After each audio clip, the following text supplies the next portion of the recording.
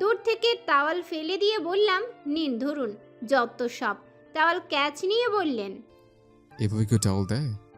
তো কিভাবে দিব? কাছে আসবে, এসে হাত ধরে দিবে তো। যেভাবে দিলে ভাবে দিলে, টাওয়াল দিলে নাকি মার দিলে বোধগম্য হলো না। দেখুন, আমার কিন্তু এমনি রাগ হচ্ছে। সেটা বুঝতেই পারছি, বাট ওয়াই মিসেস?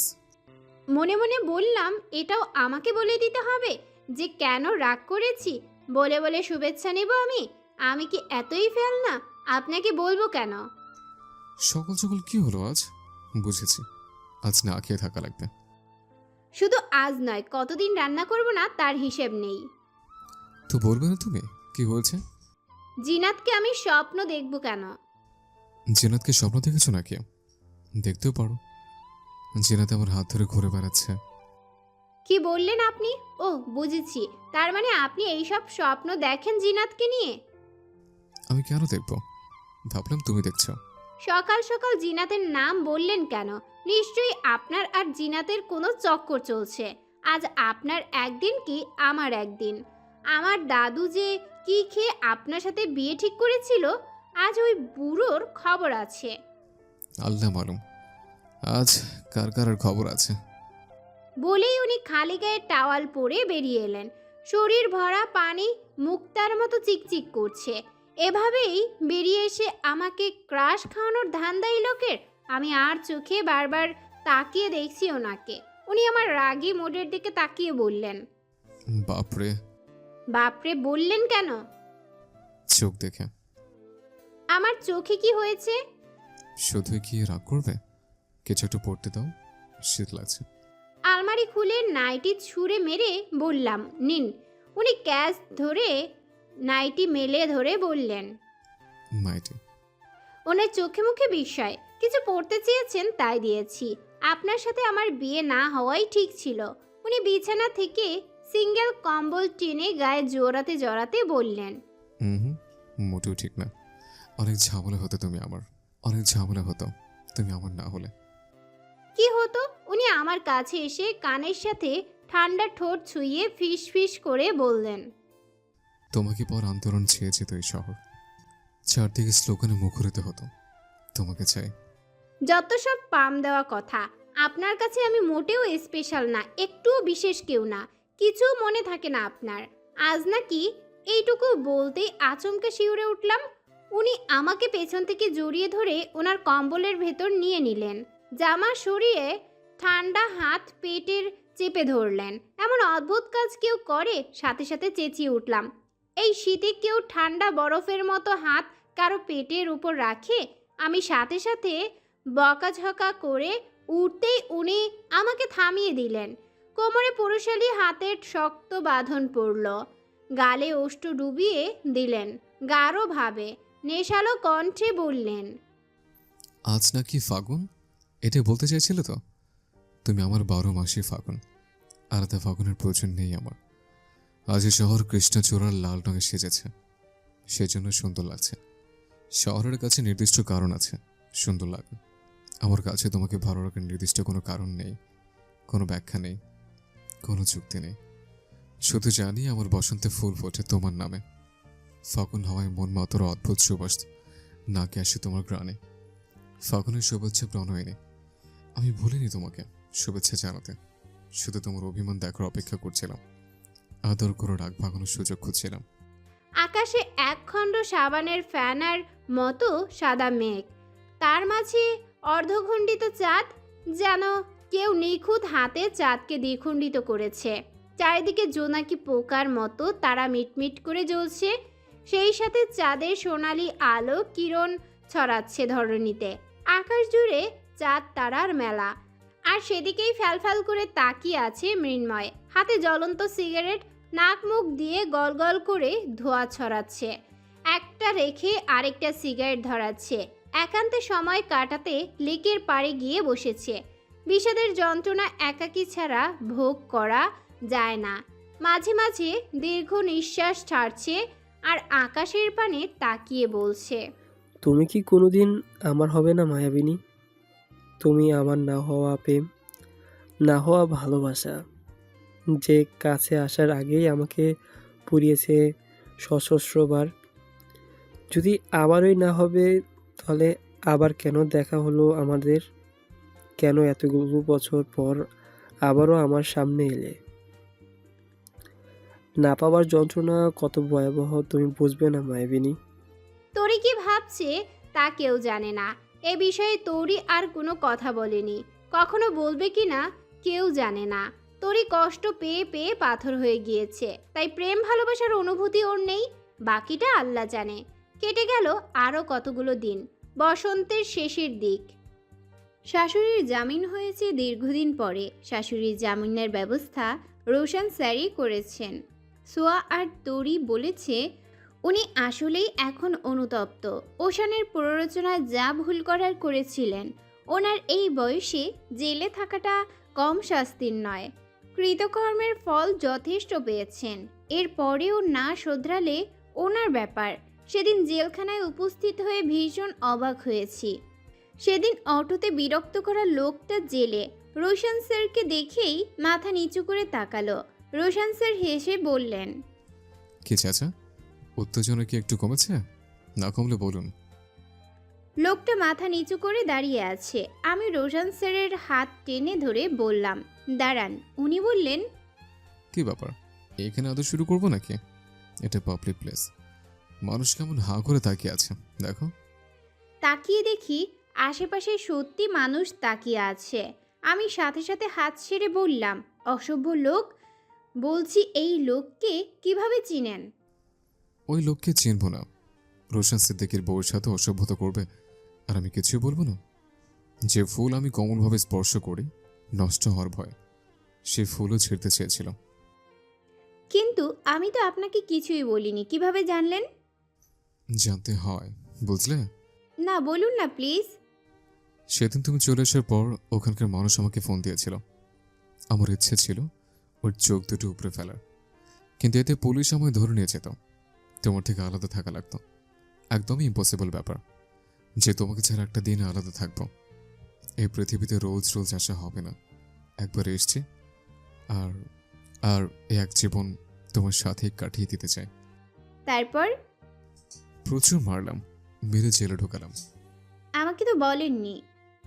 আমি চাইনি তুমি আমার কাছে অস্বস্তি ফিল করো। এই মানুষটা আমার আড়ালেই দেখছি আমার থেকে বেশি ভালোবাসে আমাকে। একবার মুগ্ধ নয়নে ওনার দিকে তাকালাম। ঠোঁটের কোণে নিমিষেই হাসি ফুটল। শাশুড়ি মলিন মুখে তাকিয়ে আছেন আমাদের দিকে। আমি মোলায়েম কণ্ঠে জিজ্ঞেস করলাম, কেমন আছেন আম্মা? উনি হু হু করে কেঁদে উঠলেন।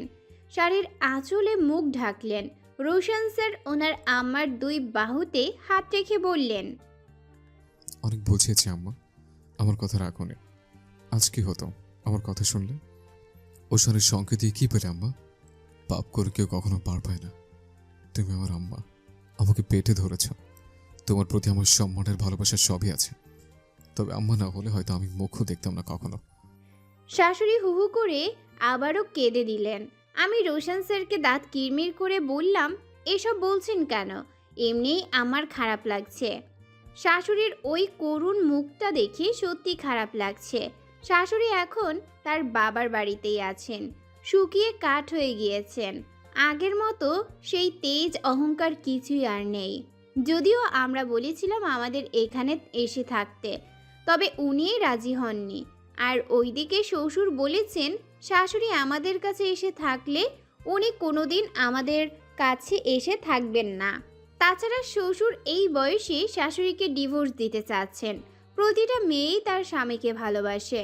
স্বামীর থেকে কেউই আলাদা হতে চায় না। সবাই স্বামীর সাথে বৃদ্ধে উপনীত হতে চায়। কিন্তু নিয়তির বিধান বড়ই ভয়াবহ। এই বয়সে হয়তো শাশুড়ির ডিভোর্স হয়ে যাবে। শ্বশুর বলে দিয়েছেন শাশুড়ি চাইলে ওনার নামে কেস করতে পারেন। উনি সারা জীবন জেলে থাকলেও শাশুড়ির সাথে আর থাকবেন না। শ্বশুরকে বিষয়টা বোঝানো যাচ্ছে না। অনেক চেষ্টা করছি আমরা, কিন্তু উনি কিছুতেই মানছেন না। এক মেয়ের সংসার ভাঙলে তার নিজের সংসারও টেকে না। শাশুড়ি নিজ হাতে তরির জীবনটা নষ্ট করেছে, তাকে ডিভোর্সি বানিয়েছে, আর আজ তাকেও ডিভোর্সি হতে হবে। মাগরিবের নামাজ পড়ে রান্নাঘরে ঢুকে ভাবছি কি করা যায়। দুপুরে রান্না তো আছেই, বিরিয়ানি রান্না করতে ইচ্ছে করছে। ফ্রিজ থেকে মাংস বের করে ভিজিয়ে রাখলাম। গ্যাসে ডিম সেদ্ধ করতে দিয়ে চাল ধুয়ে নিলাম। বিরিয়ানির সব মশলা ফ্রিজেই ছিল, কেননা প্রায় প্রায় রোশন স্যার আমাকে রান্না করে খাওয়ান। আমার ফেভারিট বলে উনি হুটহাট করে বিরিয়ানি রান্না করেন। খুব মনোযোগ দিয়ে ফ্রাই প্যানে চাল দিয়ে নাড়াচাড়া করছি। ফোনে একটা আননোন নাম্বার থেকে কল আসছে বারবার। ফোন রিসিভ করে কানে দিতেই বেশ চমকে গেলাম। ফোনের ওপাশের মানুষ আর কেউ নয়, আরিয়ান ভাই। সেই কণ্ঠ, সেই সুরে ডাক। আমার বুক কেঁপে উঠল। সাথে সাথে ফোনটা কেটে দিলাম। উনি আমার নাম্বার কোথায় পেলেন? আম্মু দিয়েছে? না তো, আম্মুর তো নাম্বার দেওয়ার কথা নয়। কিভাবে পেল নাম্বার? আর কলই বা কেন দিচ্ছেন? এরই মাঝে কলিং বেল বেজে উঠল। আমি দ্রুত বেগে দরজার সিট কিনে খুলে দ্রুত চুলার কাছে চলে এলাম। আরিয়ান কেন ফোন দিয়েছিল সেটা ভেবেই যাচ্ছি। ভাবছি আর খুন্তি নাড়াচ্ছি। হঠাৎই দুটো পুরুষালী হাত পিছন থেকে আমার চোখ বন্ধ করে ধরল। সেকেন্ডের মাঝে আমি হেসে উঠলাম। রোশন স্যারের স্পর্শ আমার সব মন খারাপ, সব চিন্তা দূরীকরণ ঔষধের মতো। 5 সেকেন্ড পরেই আমার ভাবনার ঘোর কাটল, কেননা আমি একদম নিশ্চিত এটা রোশন স্যার নয়। ওনার হাতের গড়ন আমার মুখস্থ। ওনার শরীর থেকে আলাদা একটা খুশবু বের হয়, যা আমি ছাড়া কেউ অনুভব করতে পারে না। সেই সুবাস, সেই খুশবু আমি অনুভব করতে পারছি না। তাছাড়া পারফিউমের ঘ্রাণটাও আলাদা। আর রোশন স্যার এত শক্ত করে আমার চোখ ধরেন না আমি ব্যথা পাবো বলে। উনি অনেক মোলায়েমভাবে আমাকে স্পর্শ করেন। তার স্পর্শ আমাকে ভাবায় সে কতটা ভালোবাসে আমাকে। আমি তড়িৎ বেগে চোখ খুলে পেছনে ঘুরে তাকালাম। তাকিয়ে কেঁপে উঠলাম। ধবধবে সাদা গোল মুখশ্রী লম্বা আরিয়ান ভাই দাঁড়িয়ে হাসছেন। আমি অবাকের চরম পর্যায়ে গিয়ে তাকিয়ে আছি তার দিকে। হাত পা রীতিমতো কাঁপছে আমার, অথচ আরিয়ান ভাই হেসেই যাচ্ছেন। আমার মুখে বিন্দুমাত্র হাসি নেই। জীবনের সব সুখ শান্তি বিনাশ করতেই কি উনি এসেছেন? এখন যদি রোশন স্যার এসে ওনাকে দেখেন কি হবে? আমার এই সাজানো গোছানো সুখের নীড় ভেঙে তছনছ হয়ে যাবে। আমাকে ভুল বুঝবেন। আরিয়ান ভাই একগুচ্ছ ফুল আমার দিকে এগিয়ে দিয়ে বললেন, বিবাহিত জীবনের শুভেচ্ছা ছাড়া। আমি দাঁত কিরমির করে বললাম, আপনি এক্ষুনি বের হয়ে যান এখান থেকে, এক্ষুনি বের হন। আগে ফুলটা তো নাও। আপনার কাছে ফুল চাইছি আমি, যে ফুল নিয়ে এসেছেন? আগে তো চাইতে। আগের আমি আর আজকের আমি কি এক? আগে খালার মেয়ে ছিলে, এখন এক বেটার বউ। আপনি আগে বের হন আমার বাসা থেকে। আমার হাজবেন্ড এসে দেখলে ভুল বুঝবে। তুমি বলবা তোমার কাজিন এসেছে, সিম্পল। এত চিন্তার কি আছে? আত্মীয় কি আত্মীয়দের বাসায় আসে না? না, আসে না। আর আপনি আমার বাসায় আসুন এটা আমি চাই না। আমার নাম্বার আর ঠিকানা কে দিয়েছে? মন থেকে খুঁজলে অনেক কিছুই পাওয়া যায়, বুঝলে? আমাকে মন থেকে খুঁজেছেন? হুম। কেন? এমনি। আপনি এখান থেকে বেরোবেন? কাজিনের বাড়ি এসেছি, না খেয়ে দিয়ে কীভাবে যাই? বিরিয়ানি রান্না করছো? যাক, অনেকদিন পর তোমার হাতে রান্না খেতে পারবো, ভেবেই শান্তি লাগছে। বিরিয়ানি থেকে দারুণ ঘ্রাণ আসছে। আমার কিন্তু ধৈর্যের বাঁধ ভেঙে যাচ্ছে আরিয়ান ভাই। তুমি তো সবসময় ধৈর্যহীন মেয়ে, তাই তো বিয়েটাও করে নিলে। ধৈর্য থাকলে নিশ্চয়ই অপেক্ষা করতে। কিসের অপেক্ষা? কিছু না, বাদ দাও ওসব। তোমার জন্য বিদেশ থেকে কিছু উপহার নিয়ে এসেছি, যা যা তোমার ফেভারিট। আপনি একটু বেশি বেহায়াপনা করছেন না? আমি যে এতবার বলছি বেরিয়ে যান, যাচ্ছেনই না। আরিয়ান ভাই এবার ড্রয়িং রুমে গিয়ে পায়ের উপর পা তুলে বসে বললেন, অনেক জার্নি করেছি আজ, ক্লান্ত খুব। চা দাও। এই যে বসলাম, তোমার আপ্যায়ন না নিয়ে উঠছি না। আপনি কি চান আরিয়ান ভাই? তোমাকে। মানে? মানে তোমার হাতের রান্না। এসেছেন যখন বউ নিয়েই আসতেন। বিয়ে তো করিনি। কেন বিদেশ গেলেন না? সেখানে বিয়ে করবেন বলে তো কত কাহিনী। মেয়েরা ধোকাবাজ। আর আপনি খুব ভালো। ভালোই তো। এবার আসতে পারেন, বাইরে গিয়ে হোটেল থেকে যা ইচ্ছে খেয়ে নিন। আমার মুখ দেখতে কি এত ঘৃণা সারা? আমার দিকে তাকাচ্ছই না? আপনার মুখের দিকে কেন তাকাবো? আমি জানতাম তাকাবে না, তবুও এসেছি। এরই মাঝে মনে হচ্ছে নিচে বাইকের হর্ন বাজছে। রোশন স্যার মনে হয় চলে এসেছেন। মানুষ ভালোবাসার মানুষকে যেমন ভালোবাসে, তেমন ভালোবাসার বিপরীতে ভয়ও পায় খুব। হারানোর ভয়টা সব থেকে বড় ভয়। আজ সেই ভয়টা আমি অনুভব করতে পারছি। আজ যদি আরিয়ান ভাইয়ের জন্য রোশন স্যার আমাকে ভুল বোঝেন, দূরে ঠেলে দেন, কি করব আমি? চিন্তায় পাগল হয়ে যাওয়ার উপক্রম হয়ে চোখে পানি চলে এলো। আরিয়ান ভাইয়ের দিকে তাকিয়ে দাঁত কিরমির করে বললাম, যদি আপনার জন্য ওনাকে হারাতে হয়, খুন করে ফেলবো আপনাকে আমি। আরিয়ান ভাই পায়ের উপর পা তুলে পা দোলাচ্ছেন আর আমার দিকে অভিজ্ঞ দৃষ্টিতে তাকিয়ে রয়েছেন। বেশ অবাক হয়েই বললেন, এত উইকনেস রোশনের প্রতি? আবার জিজ্ঞেসও করছেন? জাস্ট বের হন। আমার থেকেও কি রোশনের প্রতি বেশি উইক তুমি? আপনার প্রতি কিসের উইকনেস আমার? রোশন আমার স্বামী, আমার প্রেম, আমার ভালোবাসা। আমার প্রতি উইকনেস নেই বলছো? কাট কাট গলায় বলে দিলাম, না নেই। সেটা বুঝতে পারছি, বাট আগে তো ছিল। আগে ছিল মানে কি ছিল? আর আপনি অতীত টেনে ধরে আমার বাসায় চলে আসবেন? বাসায় না এলে তোমাকে খুঁজে পাওয়া সম্ভবপর হচ্ছিল না। আমাকে খুঁজছেনই বা কেন? ভুল করেছিলাম সারা, মাপ চাইতে। আপনার মাপ চাওয়াতে আমার উপর কি কোনো প্রভাব ফেলবে আরিয়ান ভাই? জানি ফেলবে না, অন্তত আমার মনটা তো হালকা হবে, নিজের ভালো লাগবে। জীবনে হীরা রেখে কাজ বেছে নিয়েছিলাম বলে আজ কপালে এত কষ্ট। তার চিল্লের সুরে হেসে বললাম, আর আল্লাহ নিজে আমার জীবন থেকে কাজ সরিয়ে হীরা এনে দিয়েছেন। লাখ লাখ শুকরিয়া জানাই তার প্রতি। তাই এখন আপনি আসতে পারেন। উনি চলে এসেছেন। আপনি কি বুঝতেছেন না? উনি আপনার আর আমার বিষয় জানলে কষ্ট পাবেন। রোশনের প্রতি বিশ্বাস এত নড়বড়ে কেন? কোনো নড়বড়ে না। কারোরই ভালো লাগে না নিজের ভালোবাসার মানুষের সাথে অন্য কাউকে নিয়ে জড়িয়ে কিছু শুনতে। আচ্ছা আসুক তোমার স্বামী, ভুল আচ্ছা আসুক তোমার স্বামী, ভুল বুঝলে তো আমারই ভালো, তোমাকে নিয়ে পালাতে পারবো। ভাবলেন কি করে আমি আপনার সাথে পালাবো? এরই মাঝে রোশন স্যার হাতে হেলমেট নিয়ে ঘরে প্রবেশ করলেন। আমার হৃৎপিণ্ড থরথর করে কাঁপছে। আমি কি বলবো ওনাকে? আরিয়ান ভাই ওনার দিকে তাকিয়ে হাসছেন আর উনিও বেশ অবাক হয়ে আরিয়ান ভাইয়ের দিকে তাকালেন। রোশন স্যারের চোখে মুখে কেমন একটা কালো ছায়া পড়েছে। মনে হচ্ছে আরিয়ানকে দেখে উনি সন্তুষ্ট হতে পারেননি। আরিয়ান ভাই ওনাকে দেখেই উঠে দাঁড়িয়ে মিষ্টি সুরে বলল, হেই ব্রো। তুই এখানে? আসবো না? এলাম বোনের বাড়ি, বন্ধুর বাড়ি, ডাবল আত্মীয়। দুজনে হ্যান্ডশেক করলো। উনি আমার দিকে তাকালেন। আমি অনিচ্ছাকৃত হেসে বললাম, আমার খালাতো ভাই। আর আপনিও চিনেন? আরিয়ান ভাই বলল। চিনে মানে? আমার বেস্ট ফ্রেন্ড আমাকে চিনবে না?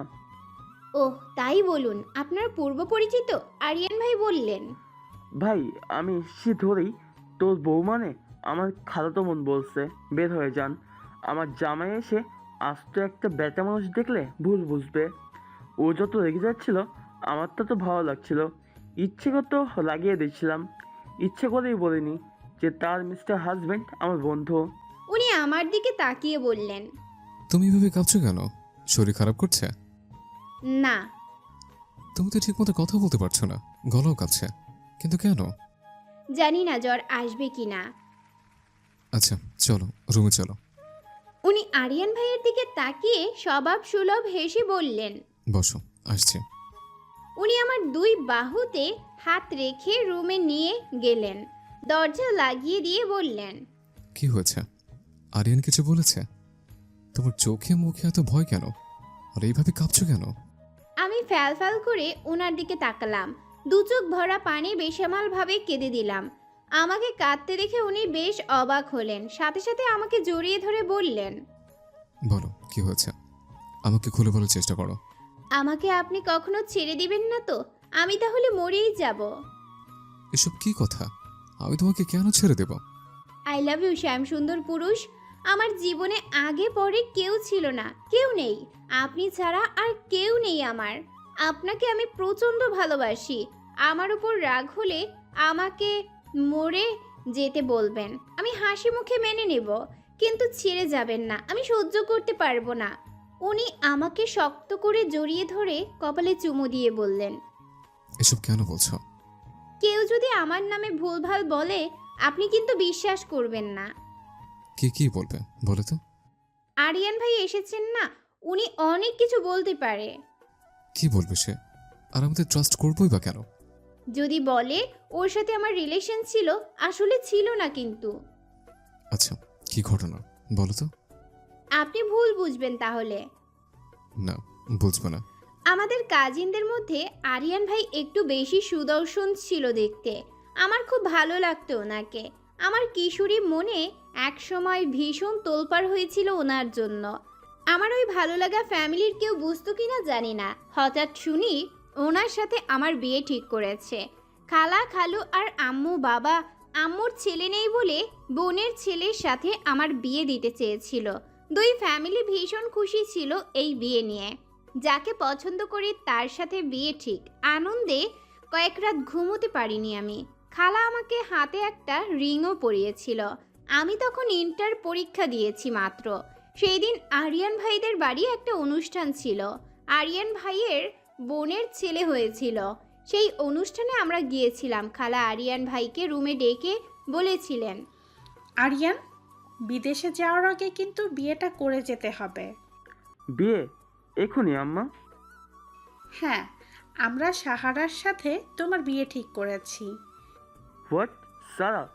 সারার মতো বাচাল ছটফটে লেখাপড়ায় অমনোযোগী ইম্যাচিওর একটা মেয়েকে আমি বিয়ে করব? এসব কি বলছো তুমি? সাহারা অনেক আদুরে মেয়ে, তাই অমন করে। ওর মুখের দিকে তাকিয়ে দেখেছো? এত সুন্দর মেয়ে আর খুঁজে পাওয়া যাবে না। সুন্দর দিয়ে কী হবে আম্মা? সারা একটা পুচকে মেয়ে। তাছাড়া আমার কোন দিক দিয়ে সারাকে পছন্দ না। সারার কিছুই আমার পছন্দ নয়। কোনো মেয়ের মাঝে পরেও লাফালাফি চিল্লাচিল্লি করে বেড়ায় সারাক্ষণ। আমি তোমার খালাম্মাকে কি বলবো এখন? আমি আংটিও পাঠিয়েছি। আমার কাছে শুনবে না তুমি? কি শুনবো? আমার পছন্দ সাহারাকে, আমি সাহারাকেই বউ বানাবো। দেখো আম্মা, স্যারকে জাস্ট কাজিন হিসেবে ভালো লাগে। আমার রিলেশন আছে আম্মা, সে এখন ইউএসএ আছে। বিদেশে থাকা মেয়েকে আমি কোনোদিন এ বাড়ির বউ করব না। আম্মা, ও বাংলাদেশি, ফ্যামিলির সাথে বিদেশে গিয়েছে।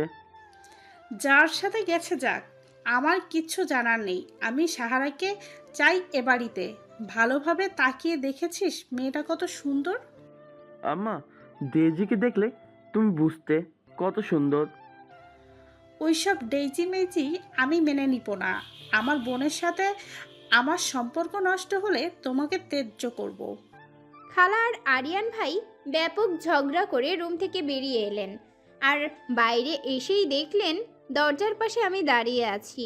আমার দিকে ক্রোধান্বিত চোখে তাকিয়ে হাত ধরে টেনে ছাদে নিয়ে গেলেন। আরিয়ান ভাই আমাকে হ্যাচকার টানে ছাদে নিয়ে গিয়ে জোরে ধাক্কা মেরে বললেন, তুই আমার বউ হতে যাস সারা? আমার বউ? তোর সাথে আমার ঠিক কোন দিক দিয়ে যায় কখনো ভেবে দেখেছিস? আমি ইউনিভার্সিটির ছাত্র। আমার ওয়াইফ কখনো তোর মতো টেনে টেনে পাশ করা মেয়ে হবে না। আমার ওয়াইফ হবে একজন উচ্চশিক্ষিতা মেয়ে। তুই তো জীবনে গ্রাজুয়েশনও কমপ্লিট করতে পারবি না। শোন সারা, তোকে আমি কাজিন ছাড়া কিছুই ভাবি না। জাস্ট কিছুই না। আমার ব্যক্তিগত লাইফে রুচি সম্পূর্ণ আলাদা। তোর মতো বাচাল টেপ মেয়ে যার কোনো ডিসিপ্লিন নেই, তাকে নিজের ওয়াইফ হিসেবে কল্পনাও করতে পারি না। হ্যাঁ, তুই দেখতে সুন্দর আছিস, তোর জন্য ছেলের অভাব হবে না। তোর মতো সাদামুলের জন্য দেশের আর্মি পুলিশরা আছে। একমাত্র ওরাই টেনে টুনে পাশ করা দেখতে সুন্দর মেয়ে বিয়ে করে। হায়ার এডুকেটেড ছেলেদের কোনো সাদামুলা পছন্দ না, তারা নিজেদের লেভেলের মেয়ে পছন্দ করে। আমার জিএব আছে, ইউরোপ কান্ট্রিতে স্টাডি করছে। তুই ওর পা ধুয়ে পানি খাওয়ারও যোগ্য না, বুঝলি? সবাইকে বলে দিবি যে তুই সবাইকে বলে দিবি যে তুই এই বিয়ে করবি না। তুই আমার কাজিন, ব্যাস এইটুকুই। বাহ আরিয়ান ভাই, কি জঘন্য চিন্তা ভাবনা আপনার। কেউ ফর্সা হলে তাকে মুলা ভাববেন? ভালো রেজাল্ট না করতে পারলে কোনো শিক্ষিত ছেলে পছন্দ করে না। না, করে না। আমি তো অন্তত করি না। আপনাকে আমার ভালো লাগতো এটা ঠিক, আগে যদি বুঝতাম আপনার মন মানসিকতা এত নিচ তাহলে কোনোদিন এই সম্বন্ধে রাজি হতাম না। আপনি আমাকে কি বিয়ে করবেন না, আমিই তো আপনাকে বিয়ে করব না। একদিন না একদিন আপনি আফসোস করবেন বলে দিলাম। তারপর বিয়েটা ভেঙে গেল, ওনাদের সাথে আমাদের আর রিলেশন নেই। তারপর এতদিন পর উনি এখানে এসেছেন, নিশ্চয়ই আপনাকে এসব বলতে এসেছে বা বানিয়ে বানিয়ে কিছু বলবেন। যা সত্য আমি জানিয়ে দিয়েছি, উনি জানানোর আগে আমি জানিয়ে দিলাম। বাট উনি আপনার বন্ধু এটা জানতাম না তো। তার মানে আরিয়ান তোমার প্রাক্তন প্রেমিক? প্রেমিক না, প্রেমই তো হয়নি, বিয়ে ঠিক ছিল। তাহলে ক্রাশ ছিল? সরি, কেন? আমি অন্যায় করেছিলাম, সব আপনার দোষ। কেন আরও আগে আসেননি আমার জীবনে? এলে কি এই ভুল করতাম? আমাকে ক্ষমা করে দিন আমার অতীতের জন্য বলেই কান্নার মাত্রা বাড়িয়ে দিলাম। বিয়ে ঠিক ছিল, আর তো কিছু না। আর আমি এসব জেনেই তোমাকে বিয়ে করেছি। এই সামান্য ব্যাপারে তোমাকে আমি ভুল বুঝবো? এতে ভয় পাওয়ার কি আছে? কি জানতেন? পারিবারিক বিষয় সব। তোমার কি মনে হয় বাসার ঘরেই প্রথম তোমায় দেখেছিলাম? বহু আগিয়ে দেখেছিলাম। আরিয়ানকে ধন্যবাদ, ওর মাধ্যমে তোমাকে চিনি, ওর জন্যই তোমাকে পেয়েছে। মানে কি সব বলছেন আপনি? সব সত্য বলছে। কি জানতেন আমাকে বলুন। আরিয়ান বিদেশ যাওয়ার আগে আমার সাথে দেখা করতে এসেছিল। ওকে খুব ডিপ্রেস লাগছিল দেখতে। আমি জিজ্ঞেস করেছিলাম কি হয়েছে। সেদিনও বলেছিল, একটা বাজে কাজ করে ফেলছি। একদিকে ডেইজির সাথে রিলেশন, ডেইজিকে আমি মারাত্মক ভালোবাসি। অপরদিকে আমার কাজিন সারা আমাকে লাইক করে, সাথে বাসা থেকে বিয়েও ঠিক করেছে। আমার কথা বুঝতে চাইছে না, সারার সাথে বিয়ে দিয়েই দিবে। আমি অনেকগুলো বাজে কথা শুনেছি, সারার জন্য ভীষণ খারাপ লাগছে। আমাদের পারিবারিক সম্পর্কটাও নষ্ট হলো। ট্রাস্ট মি, আমি চাইনি পারিবারিক রিলেশনটা নষ্ট হোক বা স্যারের সাথে এমন বাজে বিহেভ করি, বাট বলে ফেলছি। তোর কাজিনকে তোর পছন্দ নয় কেন? দেখতে ভালো না? দেখতে এমন সুন্দর যে কারো তাক লেগে যাবে। চঞ্চল, দুষ্টু, প্রতিবাদী, প্রাণ খুলে হাসে। ওকে দেখে প্রেমে পড়ার হাজারটা কারণ আছে। শুধু যদি লেখাপড়ে আরেকটু ভালো করতো। তুই কিন্তু ভুল করলি আরিয়ান। ডেইজি কিন্তু সুবিধার না, উচিত ছিল এখনই ভেবেচিন্তে ডিসিশন নেওয়া। তুই যা ভাবছিস তা নয়, ডেইজি আমাকে ভীষণ ভালোবাসে। হীরা রেখে কাজ বেছে নিস না, পশ্চাতে তো হবেই তোকে। রোশান, মেয়ে খুঁজছিস না? আমার কাজিনকে বিয়ে কর। নিজের জিনিস এমন ঘরে চাপাচ্ছিস কেন ভাই? তুই সারাকে বিয়ে করলে অপরাধবোধ কমবে। হোয়াটসঅ্যাপে ছবি দিচ্ছি, দেখ। পছন্দ হলে দেখতে পারিস বিষয়টা। সেদিন সন্ধ্যা আমি পাত্র দেখতে গিয়েছিলাম। সে কোনো উপস্থিত হতেই দেখি আরিয়ান ছবি পাঠিয়েছে। ট্রাস্ট মি, ও এক দেখায় আমি শেষ। আল্লাহ যার জন্য যাকে চেষ্টা করেছেন তাকে দেখলেই মনে হয় আর চোখ সরানো যায় না। আমিও পারিনি চোখ সরাতে। সে যে মুগ্ধ হলাম আর চোখ সরাতে পারলাম না। মুগ্ধতা বেরিয়ে চলল। ওই দিন পাত্র না দেখে উঠে এলাম। সারা রাত তোমার ছবি দেখেছিলাম, খোঁজ নিতে শুরু করলাম। কাকতালীয়ভাবে তুমি অনার্সে ভর্তির পরেই আমারও MA কলেজে পোস্টিং হয়েছে। ইচ্ছে ছিল তোমাকে প্রপোজ করব, কিন্তু যখন দেখলাম তুমি আমার স্টুডেন্ট তখন খুব ব্যক্তিত্বে আঘাত লাগলো আমার। টিচার হয়ে কিভাবে ছাত্রীকে প্রপোজ করব? প্রপোজ আর করা হয়ে উঠল না। রোজ আড়ালে তোমার দিকে তাকাতাম, তোমার দিকে অজস্রবার তাকাতাম। একটা সময় সিদ্ধান্ত নিয়েছিলাম যে তোমার বিষয়টা বাদ দেব, কারণ আমার পক্ষে সম্ভবপর নয় নিজের ছাত্রকে বিয়ে করা। একটা বছর নিজের সাথে যুদ্ধ করলাম, কিন্তু আমি পারলাম না। নিজের সাথে যুদ্ধ করেছি সহস্রবার। তোমাকে যত ভোলার চেষ্টা করেছি ততই বেশি মনে পড়েছে তোমার কথা। একটা বছর নিজেকে সময় দিয়েও তোমাকে ভুলতে পারিনি। কেমন যেন দিন দিন আরো বেশি খিটখিটে আর রুক্ষ হয়ে যাচ্ছিলাম। কারোর সাথে শান্তভাবে কথা বলতে পারতাম না, মেজাজ বিগড়ে থাকতো। আর আমি জানতাম আমি তোমাকে বিয়ে করতে চাইলে তুমি রাজি হবে না, কারণ কলেজে আমার মতো রাগী গম্ভীর স্যার দেখে কারই বা ভালো লাগবে। তাই তোমার দাদুর সাথে কথা বললাম। আমি সরাসরি তোমার দাদুকে আমার বিষয়টা খুলে বললাম, আর প্ল্যান করলাম কিভাবে বিয়ে করা যায়। জাঁকজমকপূর্ণভাবে বিয়ে করলে বিয়ের আগে আমাদের দেখা হয়ে যেত, আর তুমি আমাকে রিজেক্ট করে দিতে। তাই তো কাউকে না বলে তোমাকে না জেনে হুট করে বিয়ে হলো। তাছাড়া ওই টাইমে আরিয়ানের ঘটনার পরে তুমি আর নিজে থেকে কাউকে পছন্দ করবে না, সে বিষয়ে জানিয়েছিল ফ্যামিলিতে। ফ্যামিলির পছন্দই তোমার পছন্দ। তারপর হয়ে গেল বিয়ে। আর তুমি জানলে তোমার দাদু আর আমার দাদু বন্ধু ছিলেন। এসব কিছুই ছিল না। তোমার ফ্যামিলির সবার আমাকে দেখেই পছন্দ হয়েছিল, এর জন্য আর কেউ আপত্তি করেনি। ওনার বুকে ধাক্কা দিয়ে বললাম, এত কাহিনী আর আমি কিছুই জানি না। অনেক কিছু জানলে তো আর ইন্টারেস্ট থাকে না। তুমি যদি জানতে আমি তোমাকে ভালোবাসি, তাহলে আমার প্রতি তোমার আগ্রহ থাকতো না। আর আরিয়ানের বিষয়টা আমাকে কেন জানালেন না? কি দরকার? তোমার অতীত আমি জানি। এটা তোমাকে বলে তোমাকে কষ্ট দেব, আমার তো আপত্তি নেই ওই অতীত নিয়ে। তাহলে কেন এই আজেবাজে সাবজেক্ট তুলে আমাদের সুন্দর সময় নষ্ট করব? তাছাড়া আমি চাইনি আরিয়ানের কথা মনে করে তুমি কষ্ট পাও। যে অতীত তোমাকে কষ্ট দিয়েছিল, সে অতীতকে আমি ঘৃণা করি। আপনার ফোনে আরিয়ান নামে সেভ করা যে নাম্বার থেকে কল আসতো সে কে? সে এই আরিয়ান ছিল। আমার সামনে রিসিভ করতেন না কেন? তুমি যদি ওর কথা ভেবে আবার ওর প্রেমে পড়ে যেতে।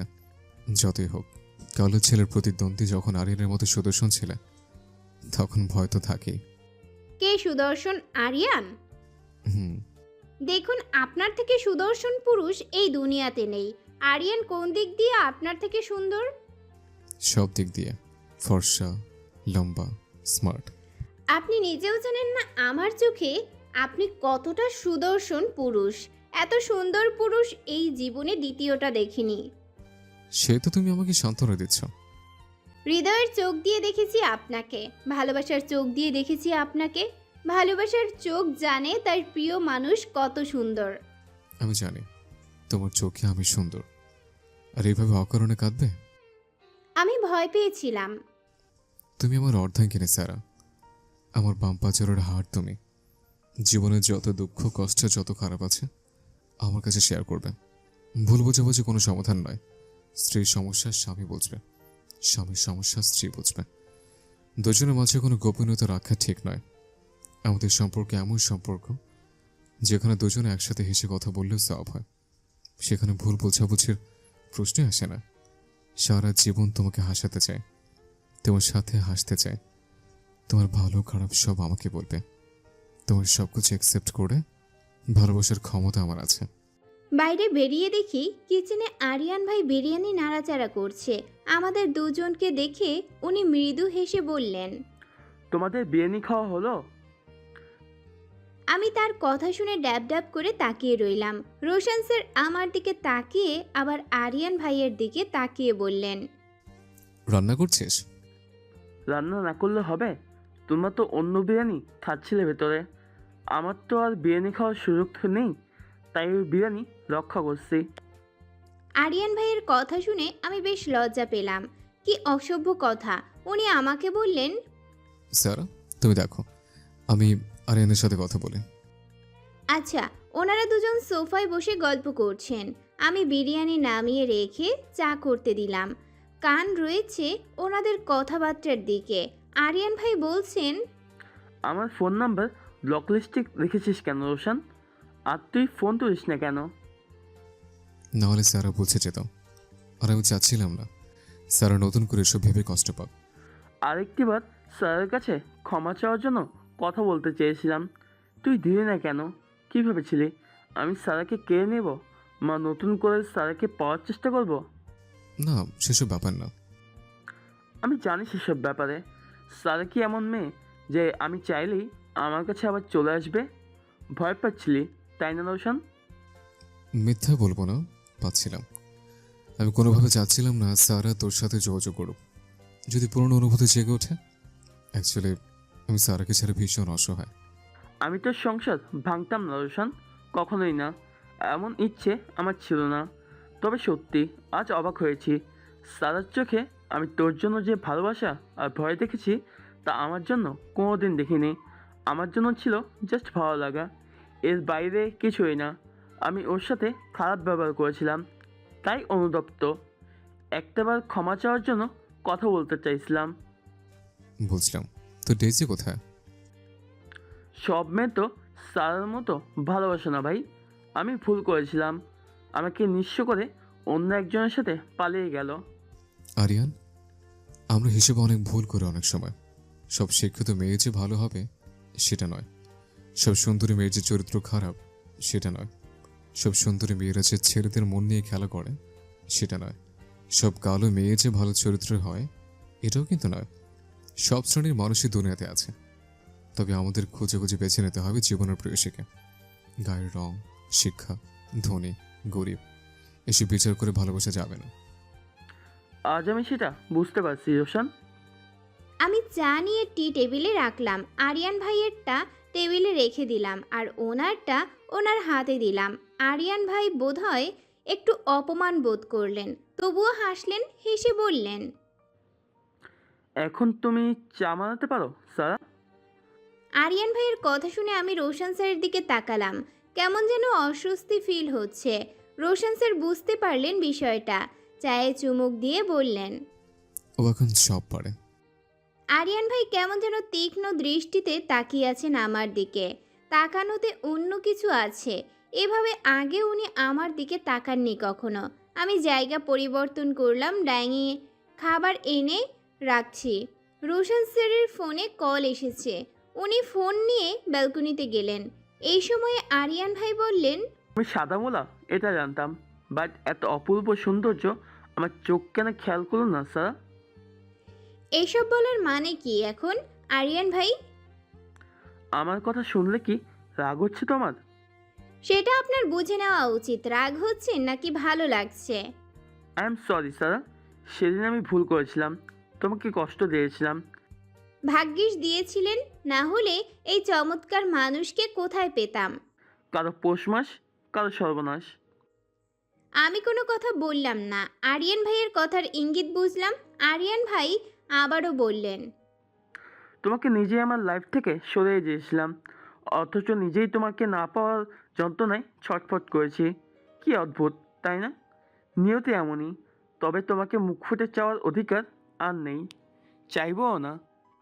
এসব শুনতেও ভালো লাগছে না আমার। সেদিন আরিয়ান ভাই খাওয়া শেষ করে ওনার সাথে গল্প করে চলে গেলেন। অনেক চেষ্টা করেছিলেন আমার সাথে কথা বলার, আমি কোনো কথাই বলিনি। কেন জানি না রুচিতে আসেনি। পৃথিবীর কোনো পুরুষের সাথে কথা বলতে আর ভালো লাগে না আমার। একমাত্র উনি ছাড়া আমার মনে প্রশান্তি জাগে না। প্রায় বছর ঘুরে এসেছে, ছোঁয়ার একটা ইয়ার গ্যাপ গিয়েছে। আমরা ফাইনাল ইয়ারে উঠে গিয়েছি। অনেক কিছুই সময়ের সাথে সাথে বদলে গিয়েছে। শ্বশুরকে অনেক বুঝিয়ে শান্ত করা হয়েছে। শাশুড়ি এখন অনেক চেঞ্জ হয়ে গিয়েছেন।